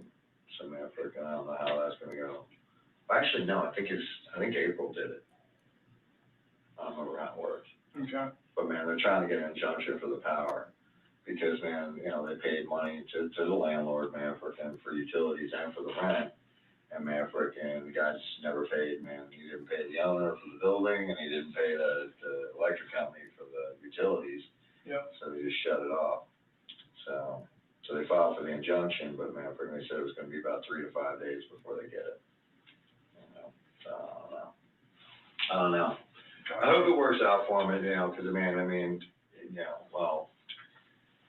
know how this is gonna work out, but I was hoping it was gonna work out for him, just because they got robbed, I'm sure you guys have seen it happen before down here, man, I know I have, but, this guy, man, not only did he, he conned the frickin' owner, man, robbed him, man, but he also robbed all the tenants living there. Now it creates a frickin' problem for the owner, because the owner's gonna have to go, man, evict him and all that other stuff. Yeah. I was telling him, I was like, man, you guys should just call the owner. Call the owner, man, try and work out a deal with him. Because, man, hell, it'd be better for everybody, man. That way, man, he doesn't have to go through the trouble of evicting nobody. And, man, you guys, man, don't just get thrown out on the street. You know what I'm saying? Because what the guy did wasn't fair to anybody. You know what I mean? Absolutely. You're both. Matter of fact, there's a bunch of them that have lawsuits going against them now, man. And I know they got a default judgment the other day. So, man, so everybody's trying to sue the guy, man, he'll probably never end up paying a dime, you know what I mean? But at least, man, they give them time to find a new place to, man, live before they gotta move. Yep. And, man, make it a little easier, make it easier on the owner, make it easier on them, Because, man, the owner probably doesn't even know the situation. I don't know if he does or not, But I know he didn't think that, man, that the guy was renting it out to other people. Right. Because it was right in his lease. I saw a copy of his lease, man, but I said he couldn't do that, man. You can't sublet it or anything like that. I got you. But, Hey, so let's go back to Friday night. We'll just stick on Friday night. alright. So, still daylight. Mhm. Rory gets back. You guys have a couple beers. Mhm. You leave, stroll the neighborhood. It's dark at that point. I guess, because like I said, man, I don't really remember, like I remember vaguely. I remember, man, I just remember the CVS. I remember that CVS drive-thru. That's what I remember. Here's what we got camera-wise. 8:11. Mhm. You're walking towards like the CVS Laurel Avenue. Okay. About 19? Thereabouts. Very close to 8:19, maybe a little bit after that. Actually, right a little bit after that. Yeah, it was like 8:20 something. Yeah, 8:20 something. You and Rory were pretty much hightailing it back towards your house from that same area. Okay. And so you weren't with Rory on the way up, however, you're with Rory on the way back. Well, that's weird. Yeah, I know, isn't it? That's really weird because, man, I know damn sure I didn't go there by myself. Right. I know that for a fact. Because, man, fuck, I have no reason to go over to CVS. But that is weird. Because, man, like I said. Then we have a witness at the treehouse Mhm. that has a white male, come out that front gate, turn towards the right, take his mask, and go like that, and hightail it down that road. Which way? Back towards, help me out with the streets, Second Street. where. Okay, because man, I remember I was telling you, I read man freaking in the paper, I thought, man, it was two, I thought they had two black. I'll be honest, the paper is pretty much way wrong. We just Okay. haven't wanted to release, and the paper only gets 25% of what we release right. Okay, It was one black man, one white man. okay. I'll be honest, we talked to Rory for quite a while. Fine. Alright, so you came back and you passed out, is that about right? Pretty much. And man, remember I told you I know I woke up and went for cigarettes and freaking, that was with Travis. I don't remember the time. Did you guys take the truck or on foot? On foot. Where did you and Travis go between 4 and 5 when it's still daylight out in his truck? I didn't go in his truck between 4 and 5. Matter of fact, man, he ain't supposed to be, man, he ain't He's supposed to be driving, he ain't supposed to be driving at all, man, in that truck right now. But between 4 and 5, I think it was between 4 and 5, maybe times are off. No, Yeah. right? Yes. yeah, 'cause man, I go out, man, I've been very rarely have I ever even been in Travis's truck. Okay. But yeah, man, between 4 and 5, I wouldn't have been in Travis's truck. There's no way. Because man, freaking, there's just no way, man, freaking, that I would remember, you know? You know what? You mind giving us a buccal swab? I almost forgot about that. What? Buccal swab, just in your mouth. Oh, yeah. Do we have For any? like DNA, what, for DNA? Yeah. Oh, you guys already got my stuff on I file. know, but this way, again, this makes me look like I do a job. Okay, no, it's okay. No, but, no, I know for a fact, man, I didn't get in the vehicle that day. Okay. Somebody's mistaken then. Yeah, but man, freaking, cause man, freaking, yeah, I know I went, man, got cigarettes with Travis, that we did go on foot, I know for a fact we went on foot. You're just not positive on the time on that? No, I'm not positive on the time, you know, and then I remember, man, freaking, like I said, man, freaking, there was all the commotion and everything, I remember freaking, they were telling me, man, about what was going on, man, with the cops outside, and I was like, man, I looked out the windows, and man, freaking, I was like, oh, well, man, whatever, man, like, man, tell me about it in the morning, man, freaking, and went back in. Then they, I know Big Scott and man, Travis said they sat out on the front porch, man, freaking, they were drinking beer on the front porch when the cops came up. They said that. And they said, man, they had two cops, cops came twice or something like that, Okay. talked to them twice. So, I don't know. That I can't really, like I said, I can't really attest to that, I was upstairs. Gotcha. So, man, freaking, I don't know. Give me a second. I'll get back in here, we can do this.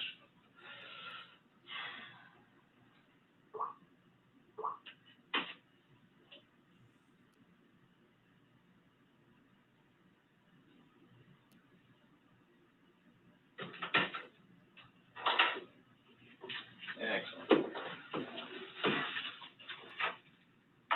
How much you gonna do if it's all right? This is rubbing on his side of the mouth. Yeah. It ain't my, I've had a few of these.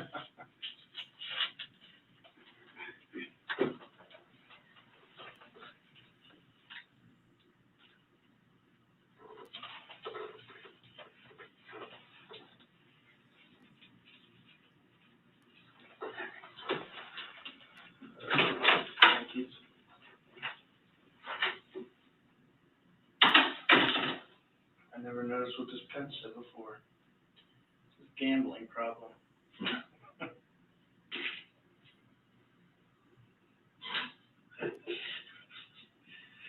It's only a problem. If someone's trying to give me a head. Say, it's only a problem if you lose. No.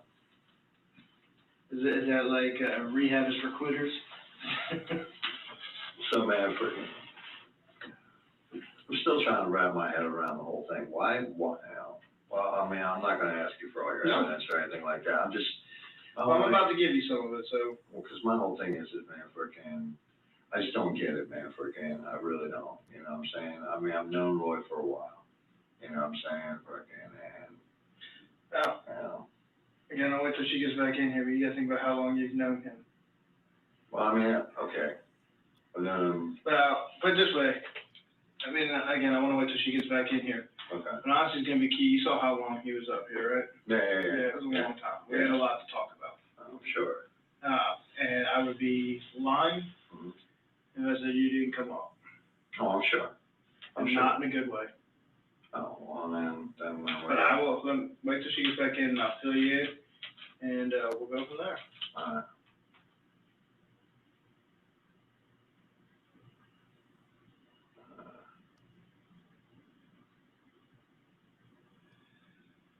I definitely don't like the sound of that.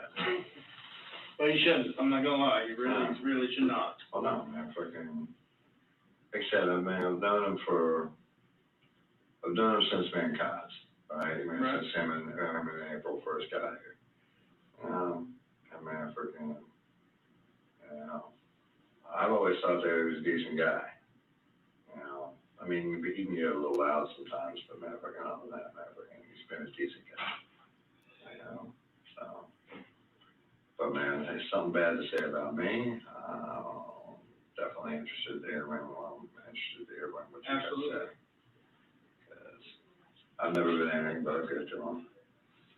Or to April for that matter. April may hate me, but man, I've been pretty good to her too. You know? Right. Like I said, not that I can really stand me around her too much, but Yeah. but like when she needed prenatal vitamins, I went and got her prenatal vitamins and stuff. You know, so, then again, I don't know, man, freaking, he's being accused of murder, some that freaking, I don't know. That's a pretty big deal. Not a little one. No, like I said. Let's see what you got to say, man, freaking, when she gets back in here, but man, freaking, I can't wait to hear it. Because, man, that's, now you got me all nervous. I'm like, man, freaking, man, shit. Because, man, that ain't cool. That ain't cool at all. He's got a wife and a kid, he's gotta do what he's gotta do. Oh, no, I hear you. No, but man, that's why I don't get it in the first place. You know what I'm saying? That's what I'm not getting in the first place. You know, you get a wife and kid, man, he goes to work, man, freaking, that's why I don't get it. You know what I'm saying? Not sure, man, freaking, I'm not sure why, man, he would do it in the first place. You know what I'm saying? And man, freaking, I have a feeling I know what you're gonna tell me, man, freaking, I have a feeling, man, you're gonna tell me, man, he's gonna try and say it was me or some shit like that, man, freaking, which, man, that's really gonna upset me. You know, because, man, freaking, like I said, I've been nothing but good to those people. Right. Man, freaking, and man, I know for a damn fact I have nothing to do with this shit. You know. We do have situations on top of that, okay? Not able to explain. Okay. And so that's, we gotta get over that hump. You know, here's my take, Why? all right? Something went wrong at the treehouse, Why? okay? Why? And, you know, one person is saying one thing and want to get your side, Okay. but the fact of the matter is something went wrong. The way things were supposed to go to the treehouse, a rip, Why? things went wrong. Well, see, man, like I said, I really, and I do not, man, freaking know what went down the treehouse. I have no idea what went down the treehouse. You know what I'm saying? Freaking, other than what I was told and what I read. I already told you about that. You know, but man, freaking, I have no idea, man, freaking what went down over there. You know, like I said, man, I try and stay away from the damn place. I really don't like going over there.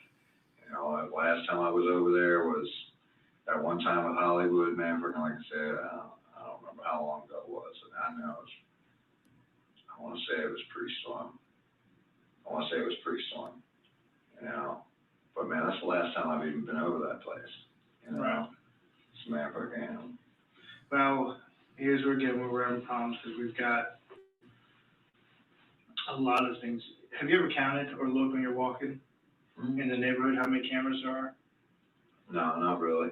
Like even when you're talking about with CVS, Yeah. there's a camera right there. Yeah. Oh yeah. That man. Those cameras. No, that I believe. Oh, yeah. Yeah, I believe that. You know. And you know they're not crap cameras. No. They're your at night, high definition, bring in color Fine. craziness. But like I said, man, I know, man, freaking. Well, explain this to me, all right? Okay. You remember getting back to the house. You remember midnight at the house. Midnight at the house? Yeah, you were awake. Was I awake? Very close to midnight. Okay, how do you Because know? you were downstairs Uh-huh. taking a black hoodie off of you, and you'd already put your pants in a small bag. My pants? Yeah, your pants. You weren't wearing any underwear. You were butt naked from the waist down. What? And you're dead serious, this isn't a lie. I'm butt naked? Except for a white shirt while you're taking your black hoodie off. It's not me. Or a black shirt. It's you. Because I don't own any white shirts. I think it was a white shirt. I may be wrong with the color of the shirt. I don't know. But you're taking a black shirt off. Maybe it wasn't a shirt, but you're taking a black shirt off. Uh-huh. You'd already taken your pants off. Well, man, I own one pair of pants. And man, freaking, they're still in my bag, perfectly, man, clean, man, freaking brand, almost brand new. Alright. And then, man, freaking, I have a pair of, man, freaking, I have shorts. You know what I'm saying? I do have shorts. You always wear your black almost everywhere you go. I have my hoodie. Yeah. Only, man, freaking when it's cold outside. And it's been cold lately. It's been cold lately. You've been wearing it lately. Yeah, well, no, I had, at night, especially, man, freaking, I wear it just because it gets cold. And Halloween masks downstairs actually belongs to you, or one of the masks. No. I don't own a single freaking mask. Not a single fucking mask. I don't know where you get that idea from, but man, I don't own a freaking single mask. And,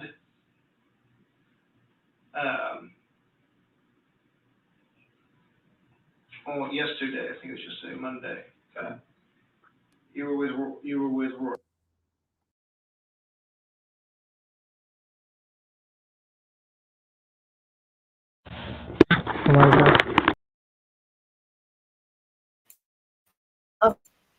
Oh gosh. I'm sorry guys, hold on a minute. I have videos in my watch later and I hate it when they do their own thing. Okay. In case people didn't know, yesterday when we did amazing live about Ty, he came into chat and he answered a bunch of questions for us.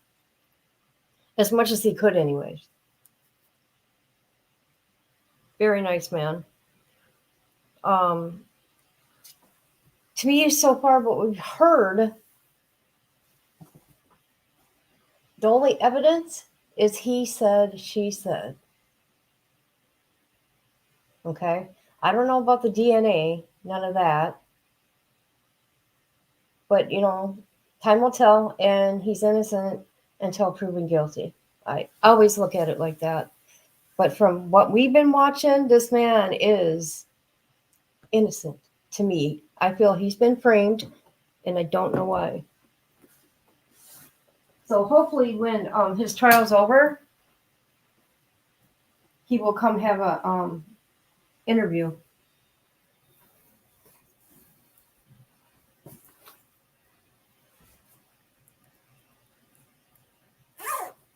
Sorry, I'm putting on my hoodie.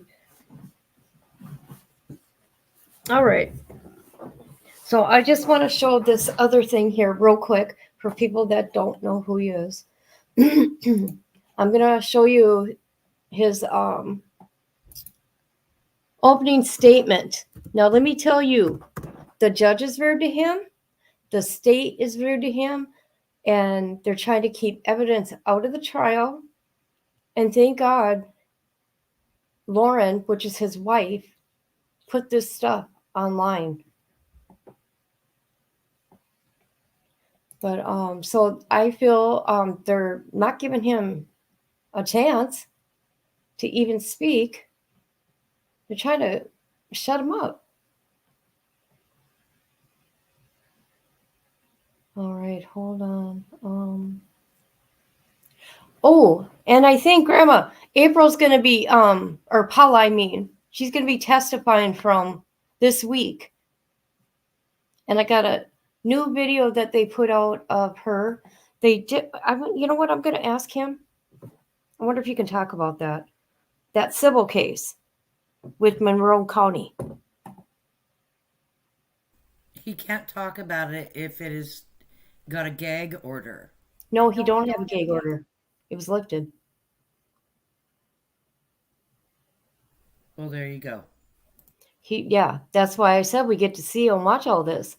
And he can talk, but he's smart enough to know, what he can or can't say. But yeah, it was lifted a year or two ago. And he verified that when he was in chat. Yeah, oh my God, it's a lot. This is from 2017, and two other guys have been locked up. It's very interesting. He's not like Daryl Brooks, nothing like him. Okay.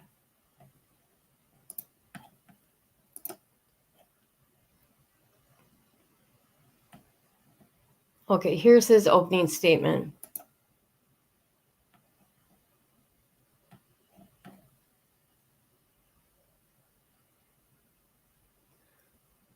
We got to get through the stupid ads.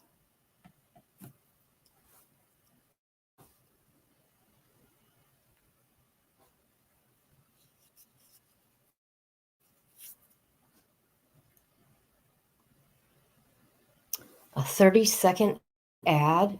You're kidding me.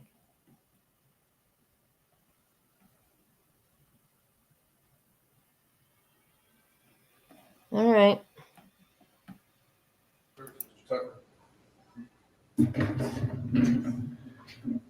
Ladies and gentlemen of the jury, good morning. My name is Assistant State Attorney David Alvarez, and along with my colleague, Chief Assistant State Attorney Joseph Mansfield, will be conducting the presentation of the evidence on behalf of the state this morning and throughout the course of the trial. I'd like to start off by saying thank you for your participation in this process. It's very important, not only to the state, but to Mr. Tucker as well. So we thank you. And as the judge has already told you, the defendant is charged with a series of crimes. I'm not going to go over them again. We believe the evidence in this case will show that on or about November 17th of 2017, at 5650 Laurel Avenue, Stock Island, Florida, a place commonly known as the Treehouse, the defendant in this case, Mr. Franklin Tyrone Tucker, along with co-defendants Rory Wilson and Travis Johnson, planned and effectuated a robbery at that location, which at the time was the residence of Paula Belmonte. On said date, at approximately 7:45 or a little bit before there, these three individuals, and you'll hear testimony of this, the evidence will show this, that they actually spoke about how they were going to effectuate and pull off this robbery. They drove past the treehouse once just to stake it out, came back. Defendants Wilson and Tucker put on their dark clothing and grabbed their weapons and their mask, and then got back into Mr. Travis Johnson's truck and drove to the treehouse. The plan was, as you'll hear and the evidence will show, that Mr. Tucker and Mr. Wilson were going to go up the treehouse, and the reason it's referred to as a treehouse, it's a series of stairs that leads. I don't want to describe it as an apartment, but it's a place where people could sleep. It had tarps over it. It really didn't even have roofs. And I believe the victims in the case, Ms. Belmonte and Mr. Raggett, will explain that in detail, as well as some of the deputies that you'll hear from. But in the commission of committing this robbery, defendants Tucker, this actual defendant, Mr. Tucker and Mr. Wilson, went up into the treehouse and held Ms. Belmonte and Mr. Raggett at knife point. Ms. Belmonte was held at knife point with a knife to her throat. During the commission of this robbery, her throat was slashed, and you will see pictures of her injuries during the course of this case. The state is going to be introducing photos of that. Mr. Raggett was also held at knife point. He was beaten, punched several times. He'll actually testify that he was knocked back into a tarp. At this time of the year, I believe in November, it wasn't quite fully dark yet. It was dusk, the sun was setting, but they were able to discern that the alleged perpetrators were coming up the stairs, and eventually what happened. In the process of committing this alleged crime, obviously in fear of their lives. Miss Belmonte and Mr. Reggett were screaming in fear for their lives. And unfortunately, the crimes didn't stop there. A neighbor, Mr. Matthew Bonnet, heard the screams and decided to render aid, or at least try to assist in somehow. As he was coming up the stairs, the evidence will show that Mr. Tucker and Mr. Wilson confronted him. There was a struggle that ensued, and Mr. Bonnet was stabbed numerous times and eventually died from these injuries. The defendants then fled the scene.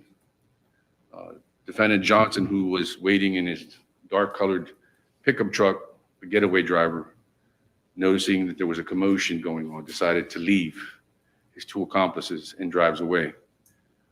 They ultimately meet up at a warehouse where they were all residing together, probably about, I'll say about 500 or 600 feet from the actual treehouse, where an argument ensued, and Mr. Johnson decided to walk down to the Tom Tom to get some cigarettes, where he met up with Mr. Detroit Wilson, Mr. Rory Wilson. You're going to hear from numerous witnesses during the state's presentation and shall be presented with numerous exhibits of evidence for your review and consideration in this case. Ladies and gentlemen of the jury, the state is absolutely confident that at the conclusion of this matter, you will find that the defendant, Franklin Tyrone Tucker, is guilty as charged in the indictment and the amended information. Thank you.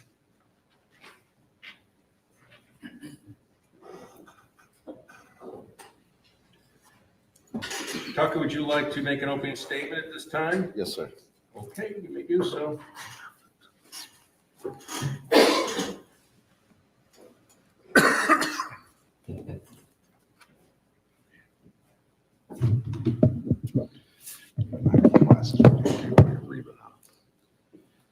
Okay. That was a nice presentation. I'd say, by the way, good morning, gentlemen. Good morning, ladies and gentlemen of the jury. That was quite the story. But the problem is nothing in that story tells you what evidence they have, what evidence they're going to show. You know, how are they going to actually tie me into that story? Anyway, you know, the prosecution, you know, tells that story, but the problem is very little of that story is true. That's the bottom line. And, you know, yes, about the only thing that was true in that story is, yes, John Travis Johnson was there. That's a fact, right? This state witness, you know, they keep on saying he's the getaway driver, right? Out of all the evidence. Object argumentative.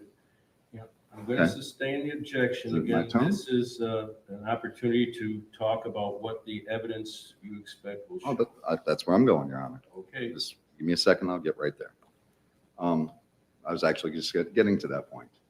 Out of all the evidence they show, all the witnesses they bring, where are they going to show he's the getaway driver? That's what you need to look at, right? Because the defense, you know, we can show all day, there is no evidence saying he was a getaway driver. We can also show that there's evidence that says otherwise. And that's what we do intend to prove. As far as the, you know, the evidence we intend to put on, we're going to, you know, put on the surviving victim, Ms. Paula Bellamont, who says, 100% sure it wasn't me that night. 100%. What will you do when the power goes out? Power outages are unpredictable, inconvenient, and disruptive. But with a Generac home standby generator, your life goes on uninterrupted because you'll have power when you need it the most. 8 out of 10 home generators are Generac, with thousands of satisfied customers. Special financing is available with low monthly payment options. Request a free quote today. Power your life with Generac. Call or go online now.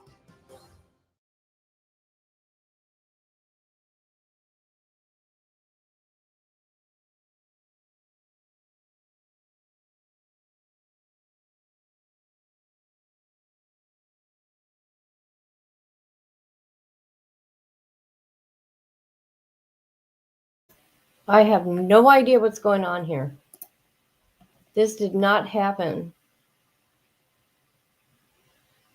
2 days ago. Now, just as Mr. Alvarez said, you know, this is a woman who was brutally beaten, robbed, had her throat slit. literally sat there and watched her friend get murdered viciously. But yet she is testifying on my side. Now, don't get me wrong, what motivation could she have? Anyway, going down the line here, we're also intent on going ahead and, calling a few other witnesses here. The next one after that is probably going to be Mrs. Angela Oslowski. Again, talking about evidence, right? Well, this is the woman who did the FDLE reports, the forensic evidence that, that they submitted, right? All the evidence comes back. None of my DNA, none of my, my blood, none of my fingerprints, none of that stuff. Okay? So no forensic evidence, right? Okay? Surviving victim says it wasn't me. Okay, so we'll go on down from there. The next one, Mr. Tom Walker from Internal Affairs, right? Now, Mr. Tom Walker goes ahead and investigates the investigation because of a complaint I made, right? A complaint that comes back sustained, right? Comes back as sustained for an investigation that was so poor, so poorly executed. 208 pieces of evidence were found to be mishandled by the MCSO, including DNA, including physical evidence, including video. 208 pieces of evidence. Now, he also goes ahead and goes beyond that. He goes on to show that, that the original affidavit that was used to arrest me, the one that actually everybody relies on as far as what the police say happened, right? He goes ahead and investigates that. Unfortunately, guess what? That's not accurate either, according to him. That he actually goes ahead and investigates this and finds out that the original affidavit that was used to indict me, used to give me these charges and put me in front of you people, right? Not that I don't like you, but Objection, argumentative again. I'll overrule that objection. no, but yes, it put me here. And so he'll go ahead and show that that isn't exactly accurate, that it's filled with inaccuracies. It also has what they call material omissions, stuff that would be an exculpatory evidence to suggest that I wasn't there. Okay, so we're going to go ahead and interview Mr. Tom Walker. We'll go ahead and put him on the stand. Then after that, we have Lieutenant Colonel Chad Scabilia, right? He's actually one of the higher ups in the MCSO. I don't know how familiar the jury is with that, right? I know we all know Rick Ramsey, but do we know Mr. Scabilia? Probably not. But he is one of the higher ups in the MCSO. He's in charge of their operations. He decides, as of January of 2019, he's going to go ahead and do an investigation of the entire major crimes unit, right? He's afraid that they're not living up to par. That's a good supervisor. Object and ask for sidebar. Okay.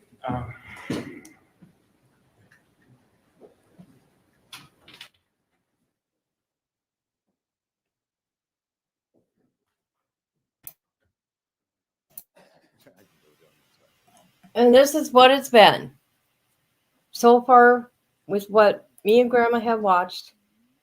They don't let him talk. They're always objecting. There's certain things they don't want out there. I'm not for sure of everything, but I know the video surveillance. And last night we showed the hot mic video, which is very interesting. They're trying to get that thrown out because the cops are talking about photoshopping a picture, and they're talking about I can't remember the exact words, but setting up a tie here. Hold on. Keep that in mind. If this settles in, I'm also going to advise the jury.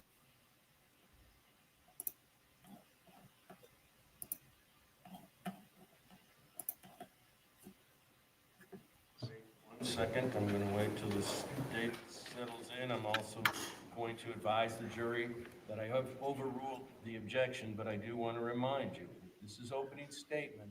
It's not evidence in the case, and it may or may not reflect what ultimately is evidence, and it will be up to you to decide the case based on the evidence. So keep that in mind, that this, and what I told you, the statements of the attorneys, is not evidence. So with that, let the defendant proceed with his opening. Thanks. I'd also like to apologize for my tone. Obviously, I'm a little upset. You might understand. I don't know if you do, but you might understand. Anyway, continuing forward, back to Lieutenant Colonel Scabilia. His report, he goes ahead and he finds that there are a number of investigations in major crimes unit that have not been sufficiently investigated, according to him. One of them, well, not one of them, out of the many that he finds, and Miss Danielle Malone, who we intend on putting on the stand, and to go ahead with this investigation. Yes, she's found to have, out of 17 active cases, 11 of them come up as insufficient, which we would argue mine is one of those. So we, we have quite a bit of evidence. We have quite a bit of evidence. I know that Mr. Mansfield asked you if you could convict me on one piece of evidence. Maybe that's true. I could see that, depending on what the evidence is. You got a video of me doing something, or I could see that. But what he failed to say is, okay, could you convict me on one piece of evidence when there's a lot of evidence that says something else? That's the question, and that's what we're going to try and get to with the defense. Right? We're going to bring up witnesses, we're going to bring up evidence, and we're going to go ahead and we're going to challenge everything that the state is saying here, because I know it's not true. So in the end, that's what we're looking for here, right? We're looking for the truth. They can present their case, I'll present mine, and we'll see what comes out as true. And then you guys can decide. And I know from looking at all of you and from going through our board iron, you'll decide correctly. Thank you. So there's that. Now, Paula. Paula is the woman that got slashed with the knife. She knew who did it. Well, one person for sure. And she knows Ty.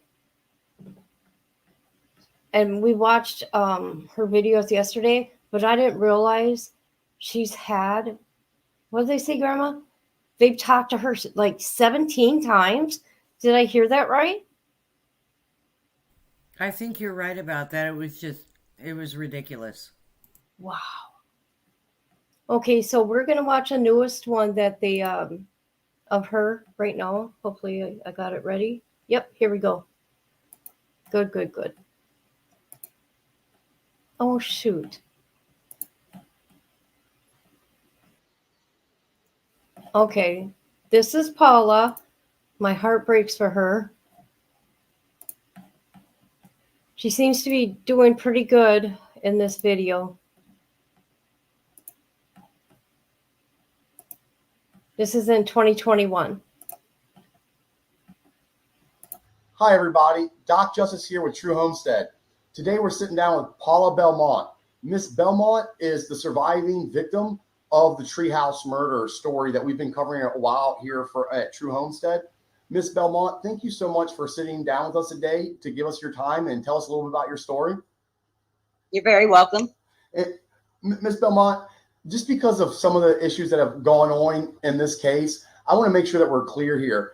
You're here of your own free will, and you haven't been threatened or coerced in any way or offered any compensation for your interview today, have you? Yes, I'm here on my own free will because no, I haven't been offered anything. Okay. And you're just here because you want to be able to tell your story in your words for what you believe to be the truth, and you want people to be able to hear that? Yes, I want justice for Tyrone. Absolutely. Miss Belmont, being the surviving victim of this case, would you like to recount a little for us your recollection of the night that the murder occurred and that you were attacked? Okay. I was up the stairs with my friends in the treehouse, which is more like a triple tiered deck with a little overhang, and we were hanging out when two people came barreling up the stairs. One jumped on me immediately, slit my neck, telling me that if I didn't give him the money, he was going to kill me. As he was beating me, I was kicking on the floor, the floorboards, yelling for help, and continue to yell for help. And as the two people that were there, the one I didn't really get to see because this other person was at my friend, holding a knife to my friend's throat, doing this to him to be quiet. As these two people were going down the stairs, my landlord, Matthew, came up the stairs, and Rory, Detroit Wilson, the one who slit my neck, started to take off his mask, and Matthew saw it, and that's when he got stabbed and murdered. Okay, so before Matthew approached and there was an incident with Matthew, Detroit or Rory Wilson is holding you down and had cut you. Yes. Cut me with his left hand and was beating me with his right hand, punching the hell out of me. And there's a second assailant that's there, and he's holding a knife to your friend. And that friend is Yes. Roger? Yes. Now, I didn't know this at the time because I really couldn't see much past Detroit because he's a very big man. Okay, so there were two assailants. One of them, Yes. you know for a fact, is Detroit. And Yes. he is Even attacking you. And then Yes. the other assailant is kind of dealing with your friend Roger and telling him to Yes. be quiet. Didn't tell him, but shushed him Okay. like that. He didn't speak while he was up top of the stairs. Okay. And then your landlord, Matthew, starts coming towards up the stairs. Yes. And at that point, both assailants leave you. No, one was already going down, and like Matthew walked past him to come up. That was the person. I guess he had his head turned or whatever. I'm not sure because I couldn't see that. But as Rory was the one facing Matt when Matt was turning the corner to come up to me. So there was essentially one in front of Matthew, one behind Matthew. And is Detroit or Rory, is he the one who attacked Matthew? Yes. So Detroit attacked both you and Matthew. Yes. Okay. And the second assailant, the first assailant, Rory Detroit, you know it was Rory Detroit, and he's a black man, Yes. correct? Yes. And Tyrone Tucker's a white man. Yes. Different body plan, different body build, different locomotion, everything. Width-wise, height-wise, walking-wise, everything. In the second assailant, I'm not sure that he's been 100% positively identified. Some people think it might be this guy, Travis. Some people are claiming it's Tyrone. But you know Tyrone, correct? The police are the ones that claim it's Tyrone. Okay. And other idiots in the street. But, well, Detroit and Travis say it's Tyrone. After they used Tyrone as an alibi, and both of them were arrested, then they made Tyrone an accomplice. Originally, Tyrone was their alibi. Originally, they said Tyrone was their alibi. Tyrone's not there. We were with Tyrone to give themselves cover for not being there. Each one of them separately said that until they both got caught, and then they turned Tyrone into the next assailant when there was only two people there. Okay, so the second assailant will assume or say for right now that it's likely Travis, but it could be Tyrone. How do you know that second assailant was not Tyrone? No, it's not Tyrone. It didn't match Tyrone's height or frame. I saw half of his body from the back. It's not him width-wise. It's not him height-wise. When Matthew went tumbling down the stairs, I heard the other person say, I think he's dead, or I think we killed him.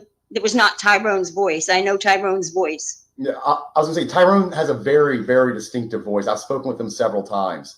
And you might not have been very closely associated with Tyrone before this, but you knew Tyrone enough to recognize his voice. Exactly. In your recollection, I actually didn't even remember his name. Was Tyrone? I don't think that's how I met him. But I know him enough that no, it was not his voice. It was not his size. Like I said, even though I only saw the back part of this person, and you feel that it wasn't. And you feel confident that it was not Tyrone? Yes, absolutely. And I have said that from day one or night one, however you want to phrase it. So after the incident, the police interviewed you. How did the interview go? Pretty much the way they decided they wanted it to go. Did you feel that they tried to influence your testimony or get you to change your testimony or add something to your testimony? They, like every time I tried to stick up for Tyrone, I was just shushed aside. The subject would be changed. Oh no, Paula, it didn't happen like this. You don't know Tyrone like we know Tyrone. He's manipulative. He's evil. They told me he's got this really bad criminal record. As far as I know of, I don't even think he has a criminal record prior. But every time I tried to stick up for him, the more I stood up for him, the more I got kicked to the curb, I guess you would say. Did you feel that the way they were interrogating you in their investigation was improper, as if they weren't listening to what you were telling them, but were trying to insert their own facts that they wanted into the case? Well, yes. Even down to day one, a drug deal gone bad. That was a crock of shit. There was never no prior drug deal that day gone bad. I don't know where all that came from. The same place everything else that their lies have come from. Tyrone happened to be staying in that warehouse that night, and that's how he got roped into it. I've read the transcripts in a lot, and there's so much going on, and it seems very clear for me there's a lot of improper things happening. I'd like to assume that it was malicious, but I don't know that, but it seems very clear that it's improper. So I want to ask you another question. When the police, so Matthew's been killed, you've been cut, Yes. there's a robbery, and there's people injured. The police come to the scene that night, and it's a crime scene, correct? Yes. Do you think do you think that they properly collected all the evidence that was there? Oh, hell no. The blanket that I was attacked on wasn't even taken, for starters. There was blood everywhere all over that blanket. I was sliced on that blanket. I was beaten on that blanket. It was still on the bed, covered in blood the next day. So you've been following this case quite intently, correct? Oh, you're breaking up. I'm sorry. I said you've been following this case since the beginning very intently, correct? Yes. In your opinion, do you feel that there's been other mishandling of evidence or improper collection of evidence or gathering of evidence? Of course there has. In the real world, it wouldn't happen like this. I agree. I noticed in the deposition transcript, the lead detective picture, he admitted that he had a sustained IA against him for, I believe it was 178 counts of mishandling evidence in this case. I'm not even sure how you have 178 pieces of evidence if you're saying they didn't collect the evidence, but that's what he admitted to. I don't know if it was several counts per piece or what, but that just seemed absolutely just unfathomable to me that it would go that way. It made no sense. But Paul, is there anything else that you would like to say about this case, or that you feel in your heart that you want people to know? I want people to know that I feel that Penny Phillips, Collen Dunne, all of them that are lying and try to frame Tyrone, I feel that they should go to jail for the same amount of time that Tyrone sat in jail. So you're the surviving victim. You're alleging and basically telling me you swear that, I know you're not under oath here, but I think when we spoke before, you said that you swear on your life that it was not Tyrone. Yes, on my life, which I almost lost. No, it was not. And as you said before, your big motivation here is that you know Tyrone is innocent and you want that to be heard. So yes, and if Matthew was alive, he would fight for Tyrone too, because that's the type of person that Matthew was. I don't want to see anyone in jail that doesn't belong in jail. And being that you're so adamant that Tyrone was innocent, and you're so adamant that you want it to be heard that Tyrone was innocent, have you and Tyrone spoken recently? No, we're not allowed to. I had tried to reach out to Tyrone and reached out to Lauren, who I didn't know, for the plain and simple fact that once Tyrone was let out on bond at that ridiculous price, I was worried that Tyrone was getting in trouble for me being the person who he got charged with for tampering with a witness, because inadvertently me and Tyrone accidentally had lunch together. Like, we met up at McDonald's before Tyrone was arrested. Rory had already been arrested and Tyrone hadn't. And I happened to walk into McDonald's and he was in the back corner because he had just been released from being questioned.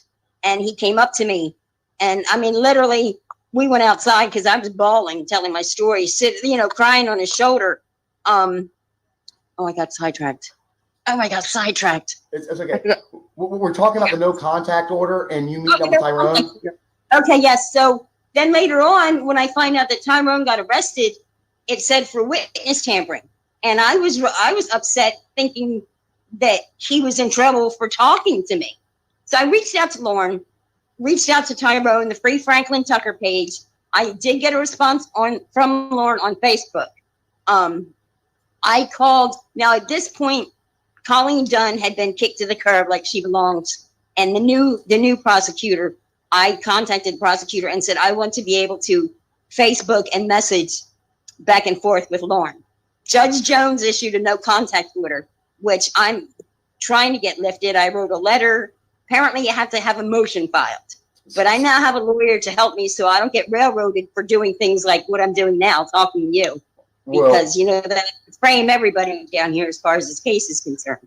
I'm sure of that, but I want you to know, I strongly believe, I'm not an attorney, I cannot give legal advice, but you have a First Amendment right to speak. I'm the media. You have a right to speech, press, and petition.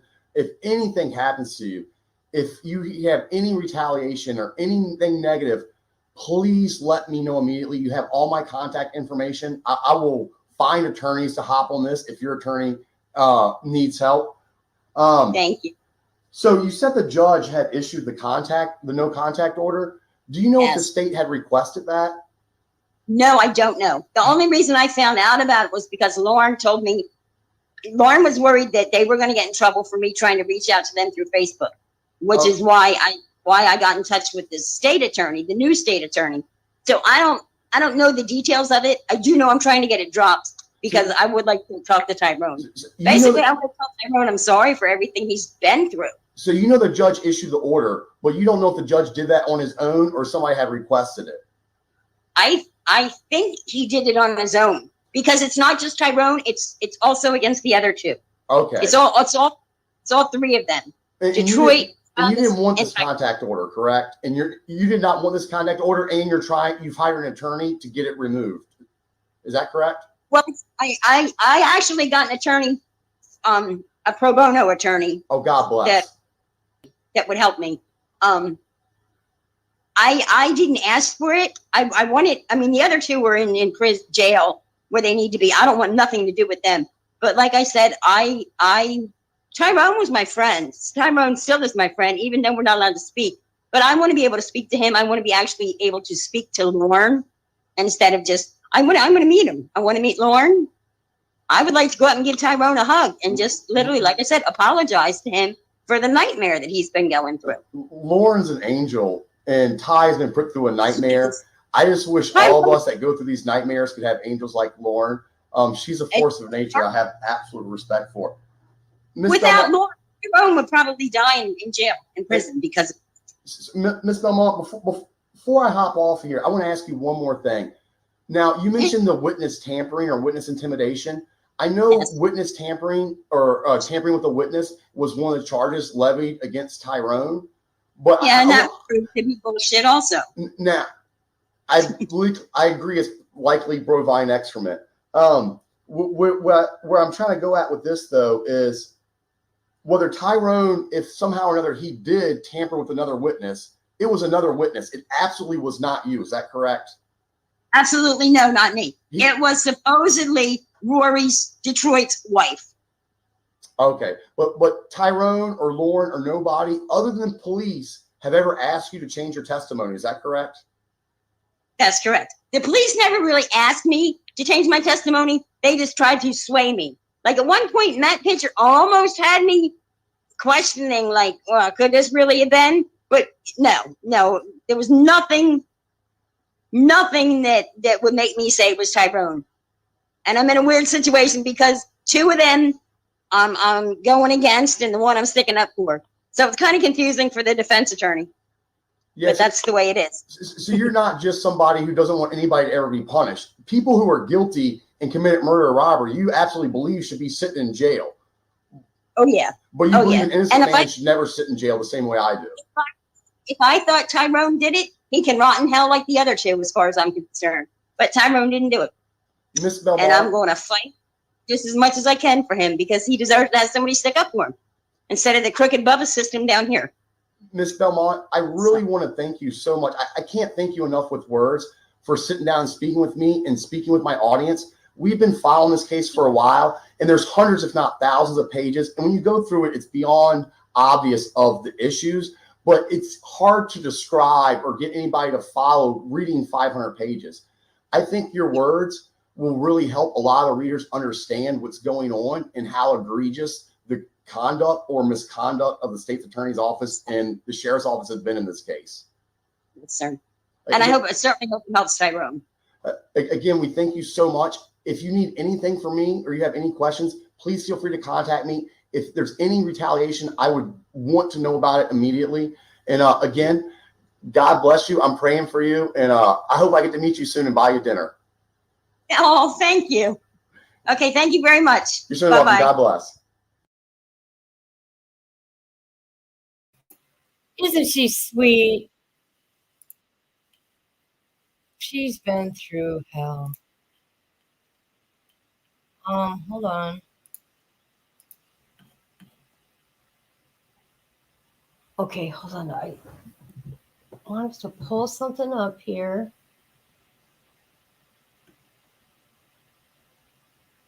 Hey, Grandma. Get. Do you remember that you wanted to see the CCTV? I do. So do I. Let's watch him collect some evidence. Can you believe 208 pieces of evidence? Poof, gone, lost. That's crazy to me. Hold on. Oh, no.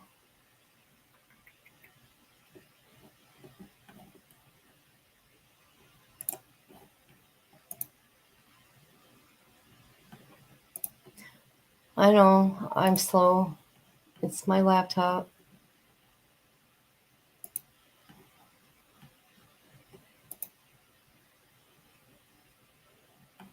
All right, hold on.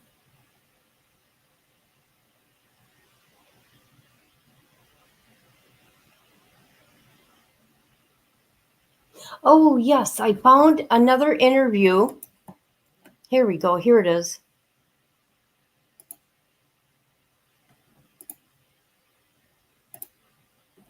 Of Paula being interviewed at the hospital. You know, because they're giving Lauren everything a little bit at a time, it seems to be. And this is after Paula was, her neck was slashed.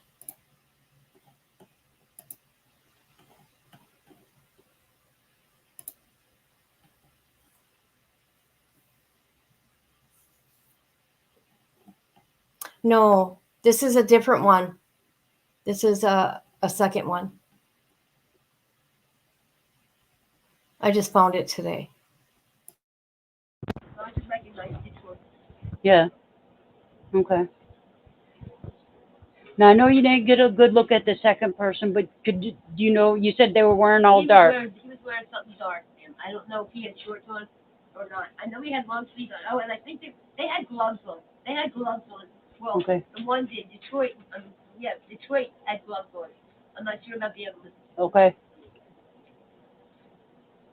But when he was downstairs hanging out at that, he didn't have gloves.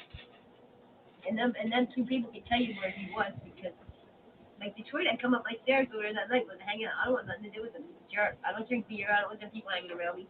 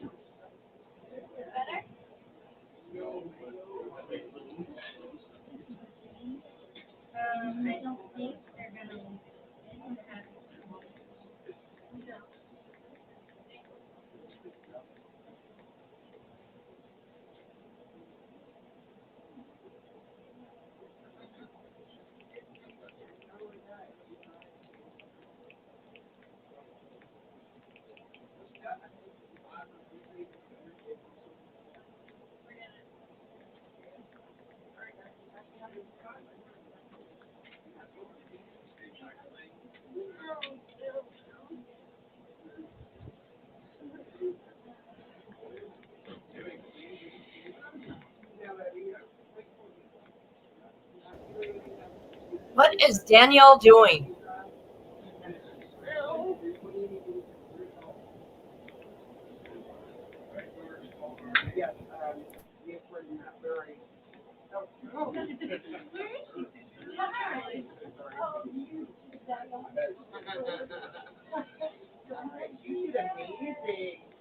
Very nice. That's gonna come out really nice.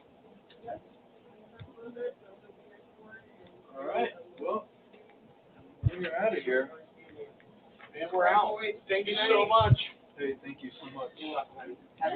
You were Congratulations. Thank you. I can only go up from here. What are you doing with the hat on? Is that bad? Yes, it's bad. Why? Because your glue's still drying. Well, I'm protecting it. I said, don't let nothing touch it so it's good and dry. How long? At least an hour. 1 hour? Yeah. You got it. All right. 10:25. There you go. They go into the yeah, I know. I got it.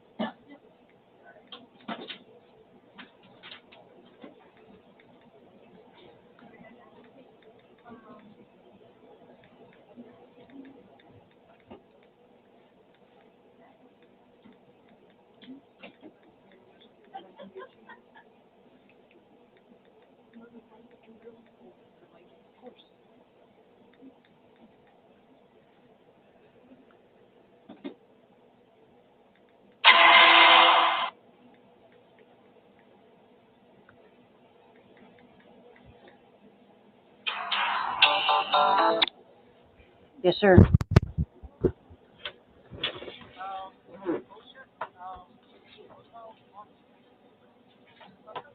No, he is another person that was at the house when this occurred.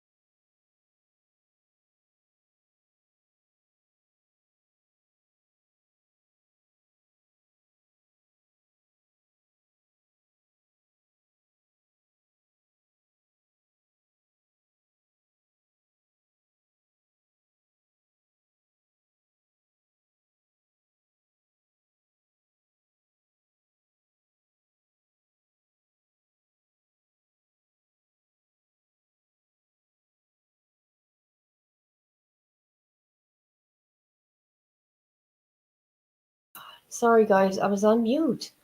Okay, this is Paula, the lady we just watched. Retrieval of her backpack that was stolen.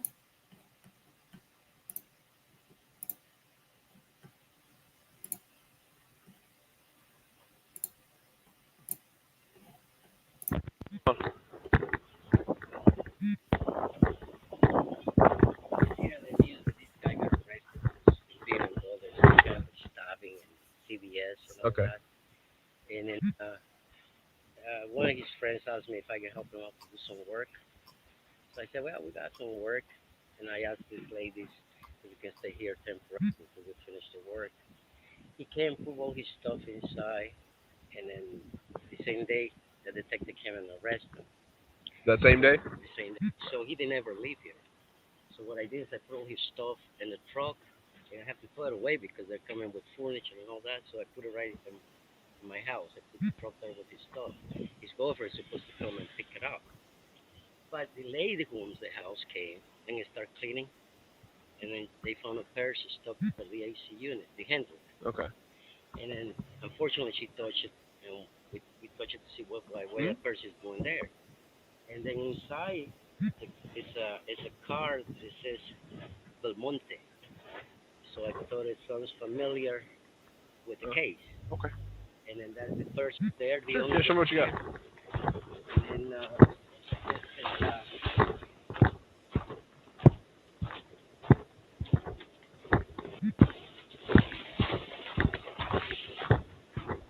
Mrs. Polly, the owner, she's the one who's cleaning. Hello.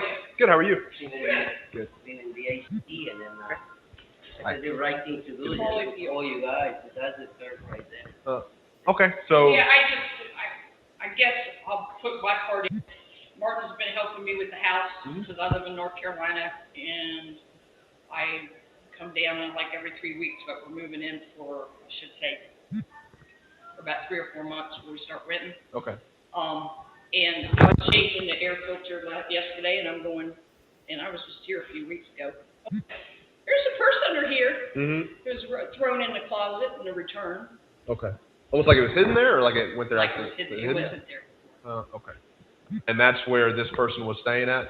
Well, you tell me, because I was in North Carolina. Okay. I called her to ask her for permission. One of the guys gonna work to stay here temporarily and finish The roof. You were doing the roof together, right? Yeah. Okay. And then the same day that he was supposed to sleep here, somebody came and got it. And then I think it was a detective or something got arrested. Came and arrested him that day? So he didn't have a chance to take anything. So I threw everything away. But that was still in the same room that he was staying in? She found that in that room. Okay. Do both of you have IDs, driving licenses? All right, let me just take a look at the bag. What was in here? Everything that was in there still there? Yeah, I mean, there wasn't hardly any because I went, oh, it's gotta be some ID. Now, I have touched it. Yeah, Because I didn't, but it's that one we right did there. touch it to find out. Yeah, I'll see if we have anything here that relates or is of value. If there is, It didn't look like it. okay, yeah, if there is, then we'll take it. If not, then you can put it with the rest of the stuff that, Just throw it away. yeah, just, it depends on what's in it. It's ready?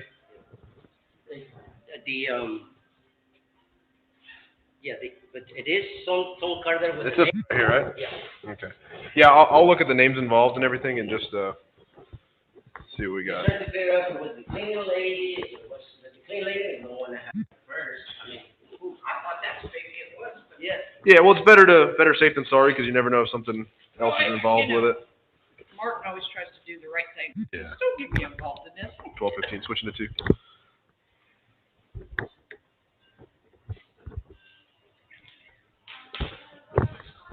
$12.15 on 2. Florida and North Carolina DLs. Oscar 226-565-63-4660 so far.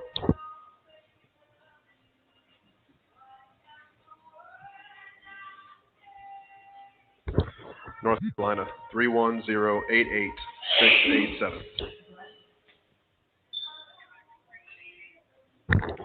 310-88687.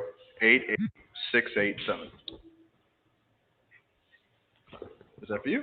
Here's yours. Thank you. Yep.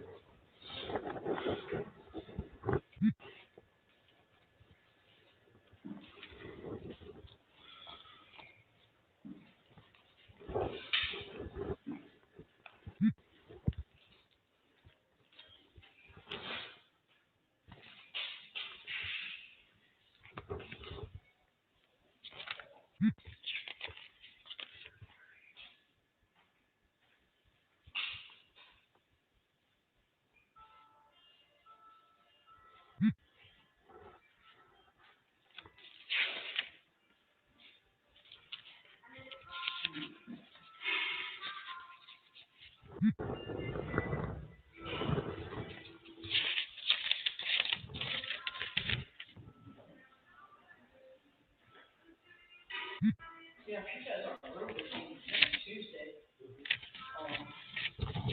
Tuesday and Wednesday. You're gonna be in the office or? I'm waiting for the movers, yeah. It's the 8 o'clock one. Fill the whole thing, but it'll be easy enough. Do you want me to do this squeaky to clean it up? No, actually, I've been cleaning them. These are only, I've done the whole back end. Of course, I haven't been over on this side yet. But I'll spray those down tonight. Oh, we gotta check that, the funky from the door. Are you gonna do the same door, right? Yeah, clean.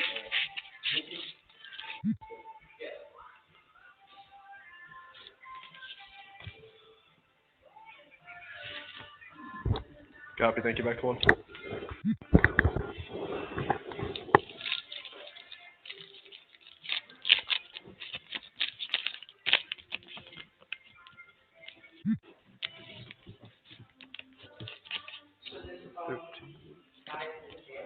They came arrested that night and was supposed to sleep here. What he told me was that he got proof it's stolen and they were gonna give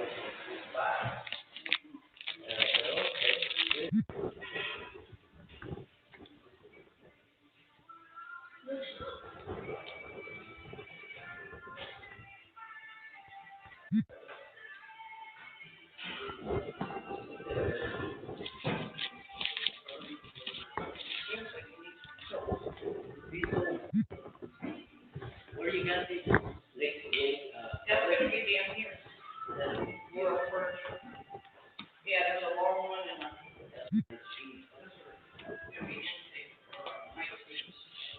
All right, I'm gonna set this back right here. I'm just gonna check a couple things in the car in regard to these two, and then I'll be back. Okay?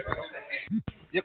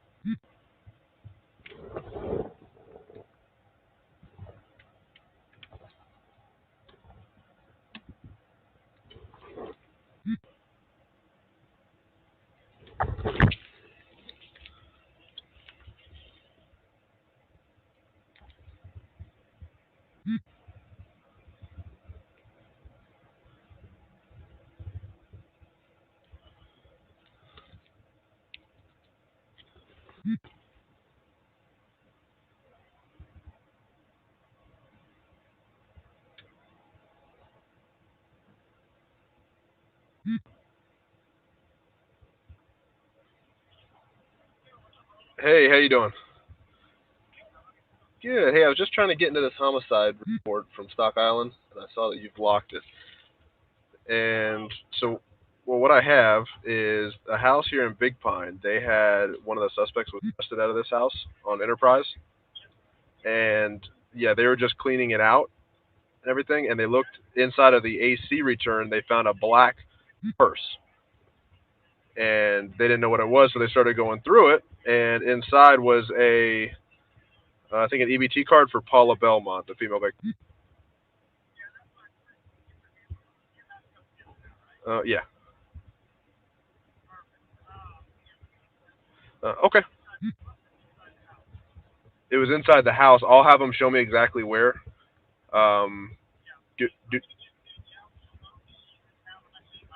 Okay. Okay. Yep, sounds good. Yep, no problem. Bye.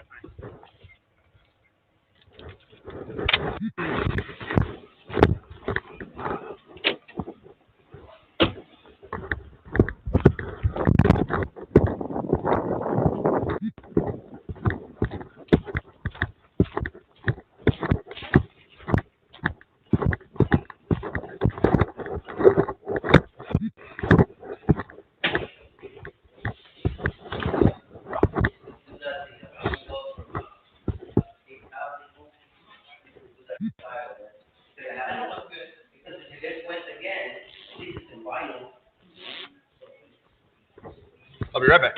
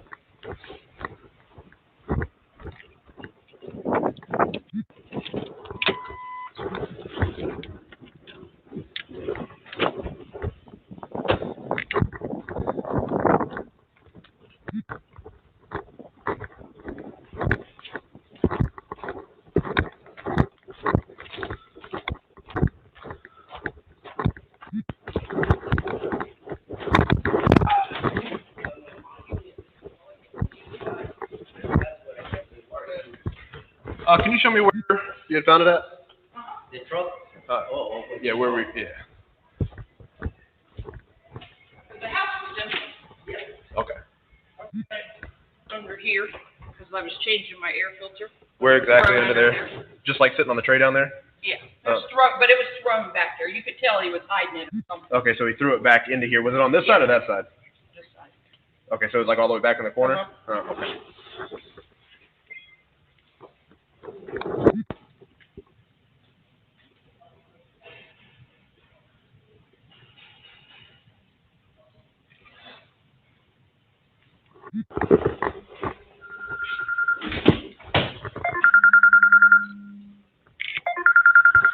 All right, just give me one more minute.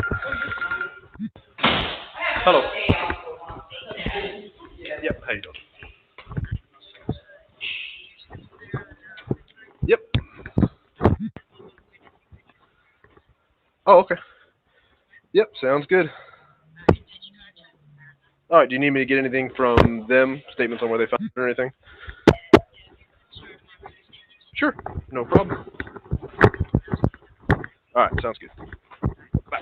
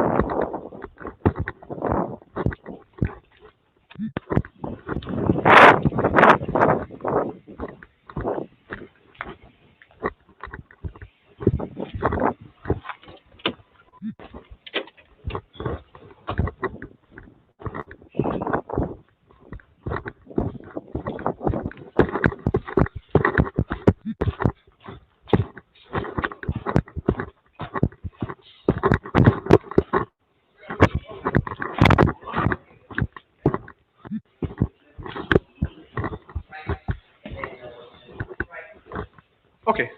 Would you guys mind doing written statements on where you found it, how you came to be in possession of the purse? Is that okay?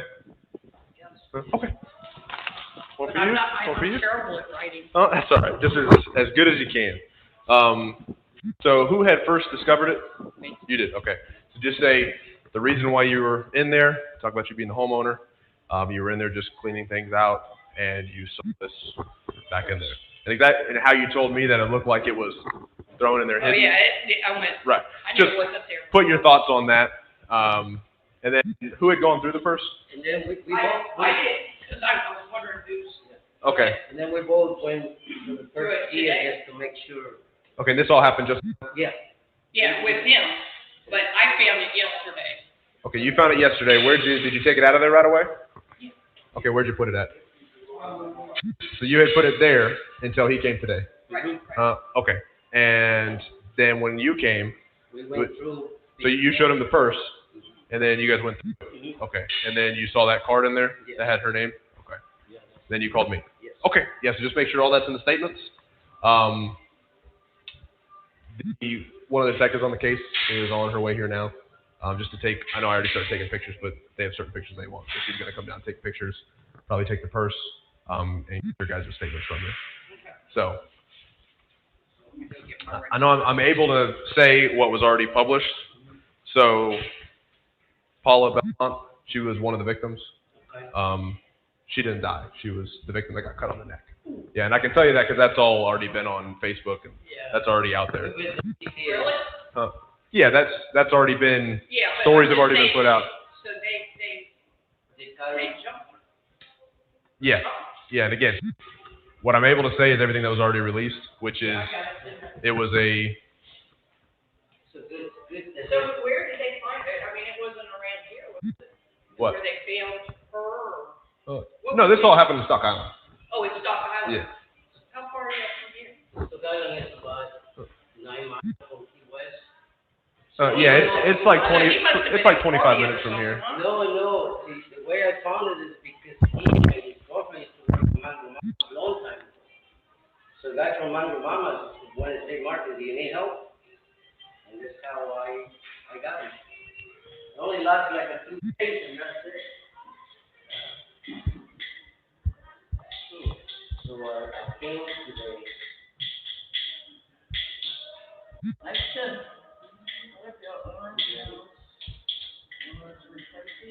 Check.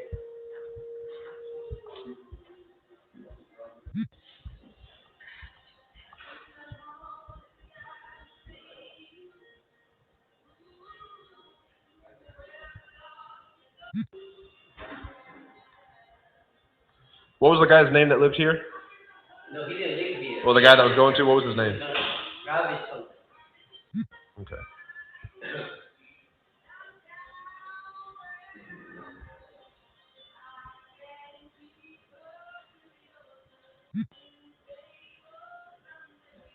I'm just trying to read the story so I don't tell you all anything I can't. So yeah, on the Facebook story it says that it was an armed robbery.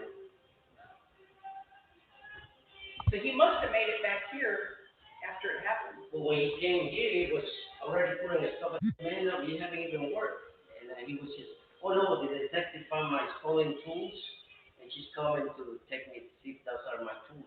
He's back. Okay. And then the next thing I know, he didn't even came to sleep at night. All right, yeah, and it also says here where her injury was. That she was cut on the neck. She did die from it, but she went to the hospital. She's all right. But still. How do you spell thirst? P-U. The day that he came out of Yeah. that was the same day that he came. What day was that? Do you remember? It's the same day I called you. I don't remember. I'll have to look at the phone. What was it? Yeah, no, it's not a big deal. They'll have all that. I just was wondering out of my own curiosity.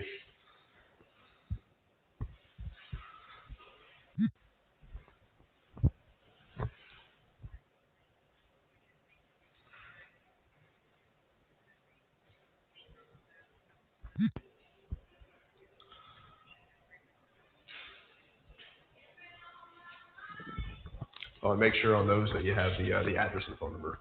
I put Filled out. Farley Peel, owner of house, was replacing air filter in a return closet at 29-4, a Big Pine Key.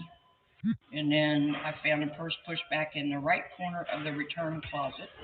I haven't gotten that far. Okay. And you're saying here. Yeah, just up in here. Just fill all the information out. I'm just going to give you, it'd be best because I'll probably be leaving next week, but then returning by car around Christmas. Okay, yeah, whichever address you want to put is fine. Just make sure the phone number is a good contact where the detective can call you if they need to. Is him today to check on the throwers to help him. Owner found the purse, went through immediately to call 911. Yeah, but put in here. You're going to have to explain you hired him, wouldn't you? Or do you have to go that far? When he was arrested, did detectives already talk to you about what he was doing here? Okay, yeah, you can just put in here that you had hired him to do work. He was here for not even 1 day. He pulled all his stuff in, and then he got arrested. Okay, so just say where he put his stuff into. Okay, kind of in relation to the purse. And then also when you went through the purse, what you found in there. Okay, such as that name that you recognize from that incident.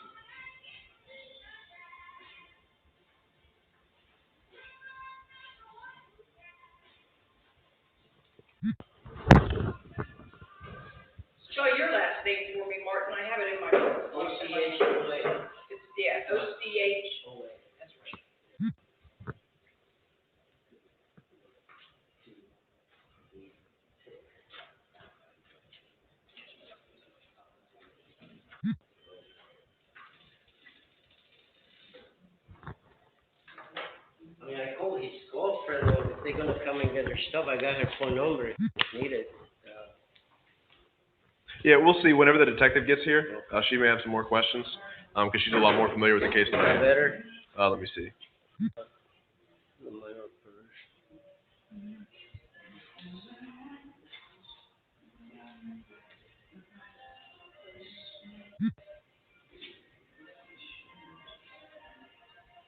Remember, put in here about when you found it. Okay, what you found in there. Oh, okay.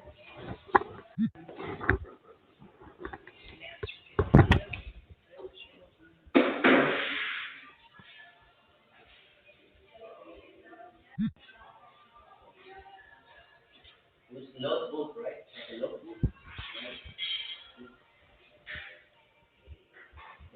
I don't know if it's a debit card or... Yeah, you can just put some type of debit card and what name you saw on it.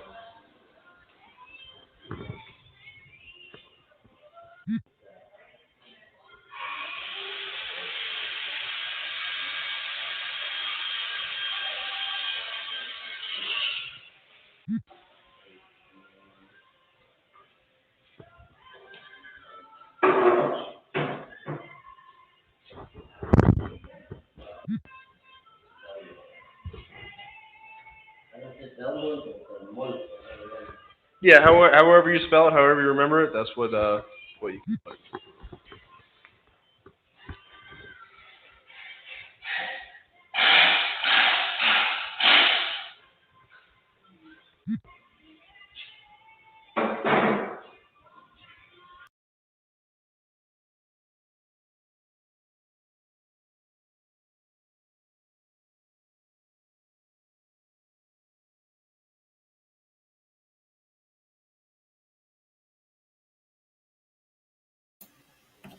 Well, that was interesting.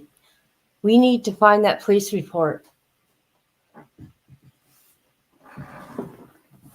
Add that to, there's at least 20 now names that have come up in this case. So weird.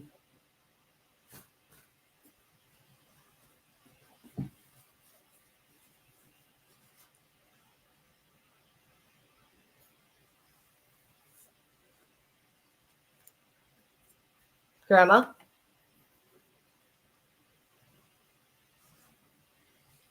Kit? There are thousands of pages in this report. I know. It's a lot of work, ain't it? I'm going to search too myself.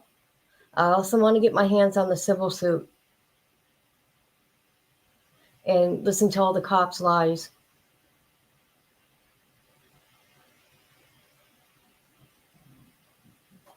But I think this will be it for tonight. What do you think, Grandma? I think it's a good place to stop, really, for the night. That's what I think, too. But I want to thank everybody for coming through here. I want to thank Grandma for always being here and being on the panel and reading for me, because we know I suck at reading. You're not as bad as you think you are. Yeah, I am. Yeah, I am. When I don't know words, whatever I say. Whatever, you can see what I'm reading, okay? Got a problem with it, read it yourself. And thank you, sis, for coming here. That was a nice surprise. Thank you, Miss Barbara. Thank you, Duncan. Thank you, Rowdy. Who else did I see? Dan. Thank you, Dan. And Maddie. We will continue this tomorrow, and we'll have a good game plan. We'll figure it out, me and Grandma, how we're gonna set up for tomorrow. I want to really find that correct officer's name, and let's go over the CCTV. Remember now, they found nothing at the CBS like they wanted.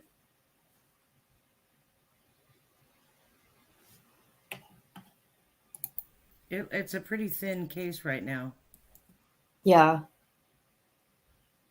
For sure. It's going to be nice when we get to know more. All these player names.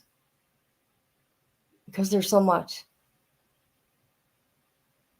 But I would hate to see an innocent man going to jail. It's a scary thought.